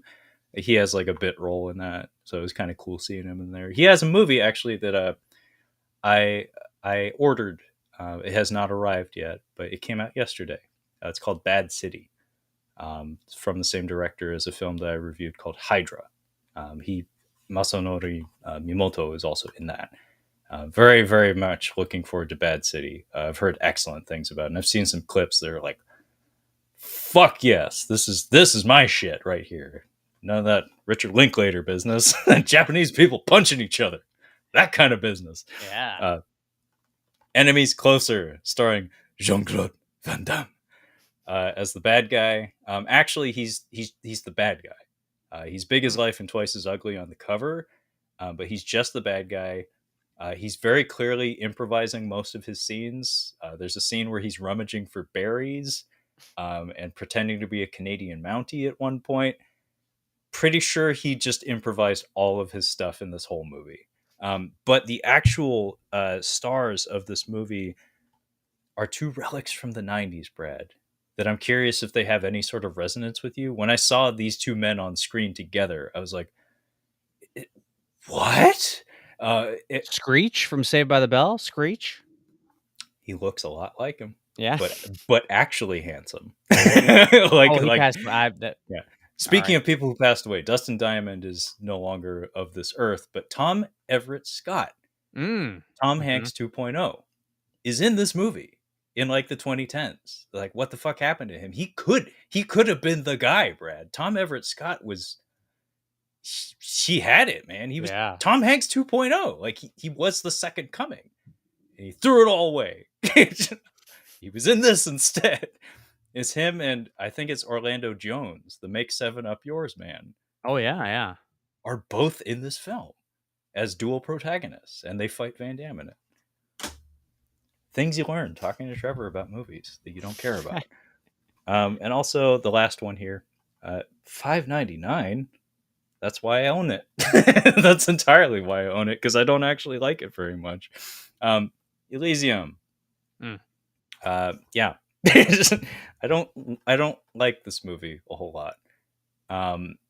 But the production design is fantastic. I love the stuff in this movie, but what they do with it and what the story is about is pretty boilerplate, kind of clunky, not very good. But man, is it fun to look at! And whoever was in charge of the production design, the prop department, they did a great job. But yeah, wish it was a better movie, if I'm being honest. But yeah, It's a good one to that's put all. on while you're cleaning or something. Kind of, it's a look up when you hear gung Yeah. gung gung gung. Like when you Yeah. hear gunfire, look up. Other than that, it's like if you've seen it once, there's not a whole lot of depth to it. Like again, look up when you hear gunfire, and it's unfortunately not very often. Really, Yeah. yeah, it could have been great, but it's just not. But I like looking at it. Yeah. Well, you got Neil Blomkamp. You gotta have, sometimes you just gotta have his films on hand because he's a name. He's a name. I You know, think you that's might the do a only full. film of his I own, if I'm Oh, being honest. to be Like honest, I don't own any of his films, so I I'm mean, lying. I'm five lying. You nine don't have to own them. 5.99 is why I own that movie, bro. Yeah, that's why he I kept the sticker on. just a reminder, it's like, Yeah. in case anybody asks, in case Brad comes through and starts rummaging through your shit like he's most certainly prone to do, Why do you own especially after this? especially after a few Negronis. Yeah. Brad's a diddler. He just fiddles with your shit. He's like, "What is it? Is it expensive? I'm gonna touch it." Yeah, But yeah. yeah, in case anybody asks, I have the price tag on it. It was $5.99. Fuck off with that. I I'd Give pull me the a trigger at break. that. I'd pull it at that price point. I think I know what happened there too. I think it was a I think it was a buy two get one free. But they have to be of like a certain price bracket, Yeah. like a tier. And it was like, do I want another copy of Shooter? Or do I want another copy of Taken or Taken Yeah. 3? Do I want another Blu-ray of X-Men The Last Stand? Gotta have backups. Yeah, especially of Shooter. Yeah. Or I could get Elysium and watch it once and just have it collect dust on my shelf after that. Yeah. Anyway, that's all of my E's. We talked about literally every E title I own. So, Brad, what are your speed round titles? All right. I got still quite a few, so I'm just gonna burn through these. Almost missed this one because of how it looks on the spine. Edge of Tomorrow. I skipped over it because of the Live Die Repeat, but I do That have is Edge some of Tomorrow. bullshit. Do Yeah. they put the live die repeat first? It is first on the spine. Yeah. Motherfucker, that But is bullshit. Edge of Tomorrow is on the spine at least, so Okay, it goes okay, under E, obviously. good movie. Uh, Liked it. yeah, we have Everything Everywhere All at Once, Haven't seen it. which was great. Even better on a rewatch. It's like eight E.T. ninety nine right now. I was Is considering it? buying it. Yeah. Oh, yeah. If you bought Elysium at $5.99, you can buy that at 8. Good point. Good point. Anyway, E.T. starring my favorite actor, Steve Wallace. Haven't seen this one in a while, but Escape from Alcatraz, the Kino Blu-ray. I watched this a fair bit as a child, and I liked it. This is one I need to revisit. yeah, it's a Here's dad one. movie. Here's one I've never seen. You're probably gonna throw up in your mouth, but it's not so embarrassing that it's not my ultimate embarrassment that I lie about. I'll be honest, I haven't seen it. Escape from New York. Sorry, just What's up with the? Is it a steelbook? it is a steelbook. Yeah, it's the Scream Factory steelbook. It's only Blu-ray. I think they re-released the 4K like they did it a steelbook 4K again. But yeah, this one's only Blu-ray. I figured since I still haven't even watched the Blu-ray, I shouldn't upgrade to the 4K until I at least watch it once. Good choice. Good choice. Not my favorite. Not my favorite Carpenter film. Yeah. Another Clint Eastwood film. We have The Eiger Sanction. Never seen it. Moving on. Another dad Uh, film. is it bad? No, it's a dad film. Dad. Oh My yeah, dad. dad. Both of those Eastwood films you held up, my dad has talked at me about quite a lot throughout my Yeah. life. I really like Escape from Alcatraz. It's So great. Yeah, yeah. it is. We have a Toby Hooper movie, Eaten Alive, about he's like I don't even know. It's like a redneck who feeds people to his alligator. It's not great, but I do like Toby Hooper, so it's an oddity to own. You doing Um, Hooptober this year? oh, you got to do Hoop. Yeah, you got to squeeze in one Toby Hooper movie. This Oh, year might be the Mangler. Might be the Mangler this year. can I get in on that, please? If yeah, absolutely, you can get it on that. Oh, I need an excuse, man. Yeah. My whole life has been leading up to the moment I get to watch The Mangler. Let's do it. Let's do it. I got the Blu-ray Okay. sitting on the shelf, so let's do it. Fuck yes. Similar to the Mangler, I have Eyes Wide Shut, Stanley Kubrick film. Similar Eight-Legged to- Freaks. Hey, that one's not bad. Eight-Legged Freaks is not No, yeah. bad. I haven't rewatched it on the Blu-ray, but I used to watch this decent amount as a young a preteen, maybe young teen, preteen. I don't know. A movie that I seem to be the only person that kind of liked. Exodus: Gods and Kings. The Oh, Ridley Scott movie. I saw that in the theater. I did Uh, too. Joel Edgerton pounding his chest and yelling, "I'm the god!" Yeah. I don't know. I kinda just dug, like, the over the topness of it. I liked the spectacle. I don't know. Maybe It's I not need to bad. revisit Like this. it's Yeah. beautiful to look at, and Joel Edgerton covered in gold and pounding his chest. Yeah, yeah. This one, I mean, I don't know if you'd count this under E, but I file it under E. It's the, Pierre Itai collection from Criterion, featuring all these films and shorts. He is French. Yes, French filmmaker. Very, very French, very, prestigious. Now, why is that filed under E? Well, it's a good question. Now I got me on the hot seat. The spotlight is on. Not Eh, intentional, just curious. I would just file, filmmakers collections under their last name. I wouldn't file Alfred Hitchcock under A. I'd put it under H because, Hitchcock. That makes sense. I have some box sets with actors that I go by the last name too. So yeah, I The can respect problem that. is I can't think of any examples off the top of my head, but when you have a box set that has, like, a title, like the unapologetic works of John Waters or something, like, and then it's like, "Oh, well, now do I put it under U for unapologetic works of John Waters?" I just made up that title, but or would you put it under W? That's I think the name carries more weight than the verbiage preceding it. yeah, yeah, I think that's what I would say too, but I can't think of or find any examples to confirm. So, also on Criterion, The Executioner, which I have talked about at length with you, and I think I talked about it with you at some point for some thing we did. Didn't I? Uh, you did like a review of it, I think with Santino or somebody else. But Yeah, you did talk with me about it, and it sounded yeah. I feel like fantastic. didn't we do something like recent watches or something? Was that like a month's theme? I Yeah, don't know. yeah, yeah, yeah, that Yeah, sounds right. yeah. Two Lynch films on Criterion: Eraserhead and The Elephant Man, both Hey, classics. Um, Alex Garland's Ex Machina. ooh, good one. Yeah. Throw these all in on one bunch. Evil Dead 2, and just the Evil Dead 2, and Evil Dead. Um, we have Everest. That's a $5.99 purchase. I saw that in the theater too. I did as well. It's not Yeah, bad. It was pretty good. I mean, it wasn't bad. I don't need yeah, to watch it again, but like it's pretty good. yeah, yeah.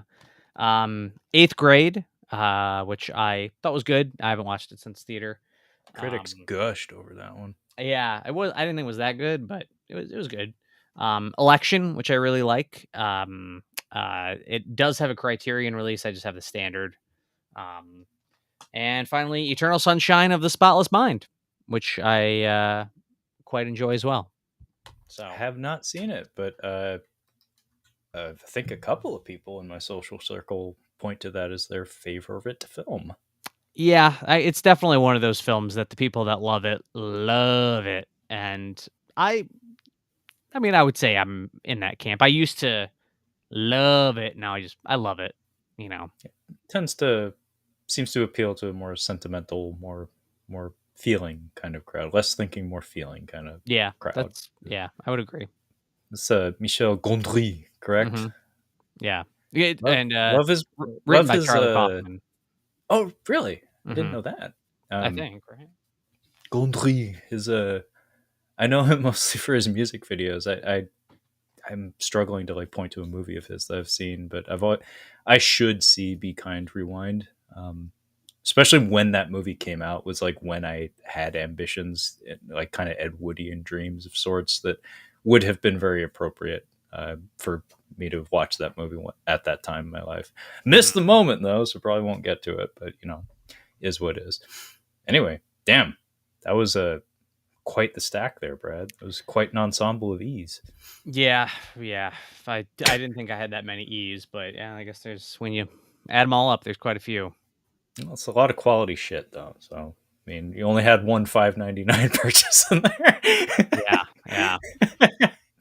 and even that one wasn't half bad. Everest, I only saw it the one time. Never going to see it again, but it's pretty good, pretty intense. Like they don't shy away from like the suckiness of Mhm. being at the top of the world. Yeah, yeah, Um, no, I liked it. yeah. But anyway, that's about it for the show. So, Brad, thank you so much for joining me today. It's been a lot of fun. Yeah. Um, Also, thank you for plugging your video at the beginning of this conversation. We should definitely do that again before we go. um, it's great work, man. I Well, really sincerely hope that you keep it up. thank you for, continually prodding me to get something out there 'cause, I needed that, I need that. Yeah, I'm serious. It sounds like I'm joking, but I'm serious. I'm gonna keep doing it. I'm Yeah. gonna like next time, next month, like if you don't have anything out between now and then, I am gonna inevitably ask you, like, so Brad, what's in the pipe? It's like I'm hoping I'll have something out. We'll see, we'll see. parenting. So Brad, before we go, would you care to let our listeners and hopefully our viewers know where they can find you and your super awesome podcast? Yeah, it's the Cinema Speak podcast. We're on iTunes, Stitcher, Spotify, wherever you listen to your shows. You can follow us on X or Twitter at the Cinema Speak, Instagram, Cinema Speak Podcast. We're on YouTube as Cinema Speak, and you can just find us on the web at cinemaspeak.libsyn.com. Very nice. And yeah, definitely check out the YouTube channel. There's some really good shit on there. As for myself and my program, it's called Catching Up on Cinema. And you can find all of our Catching Up on Cinema content on our website at catchinguponcinema.com. You can also find us on the Instagram at Catching Up on Cinema, as well as the Twitter/X at Catching Cinema. So feel free to hit me up at either of those. And the podcast is available on pretty much every platform you can imagine, including Bitcade. So fucking Google it. And that being said, thank you so much for listening. And we'll catch you next time. Bye.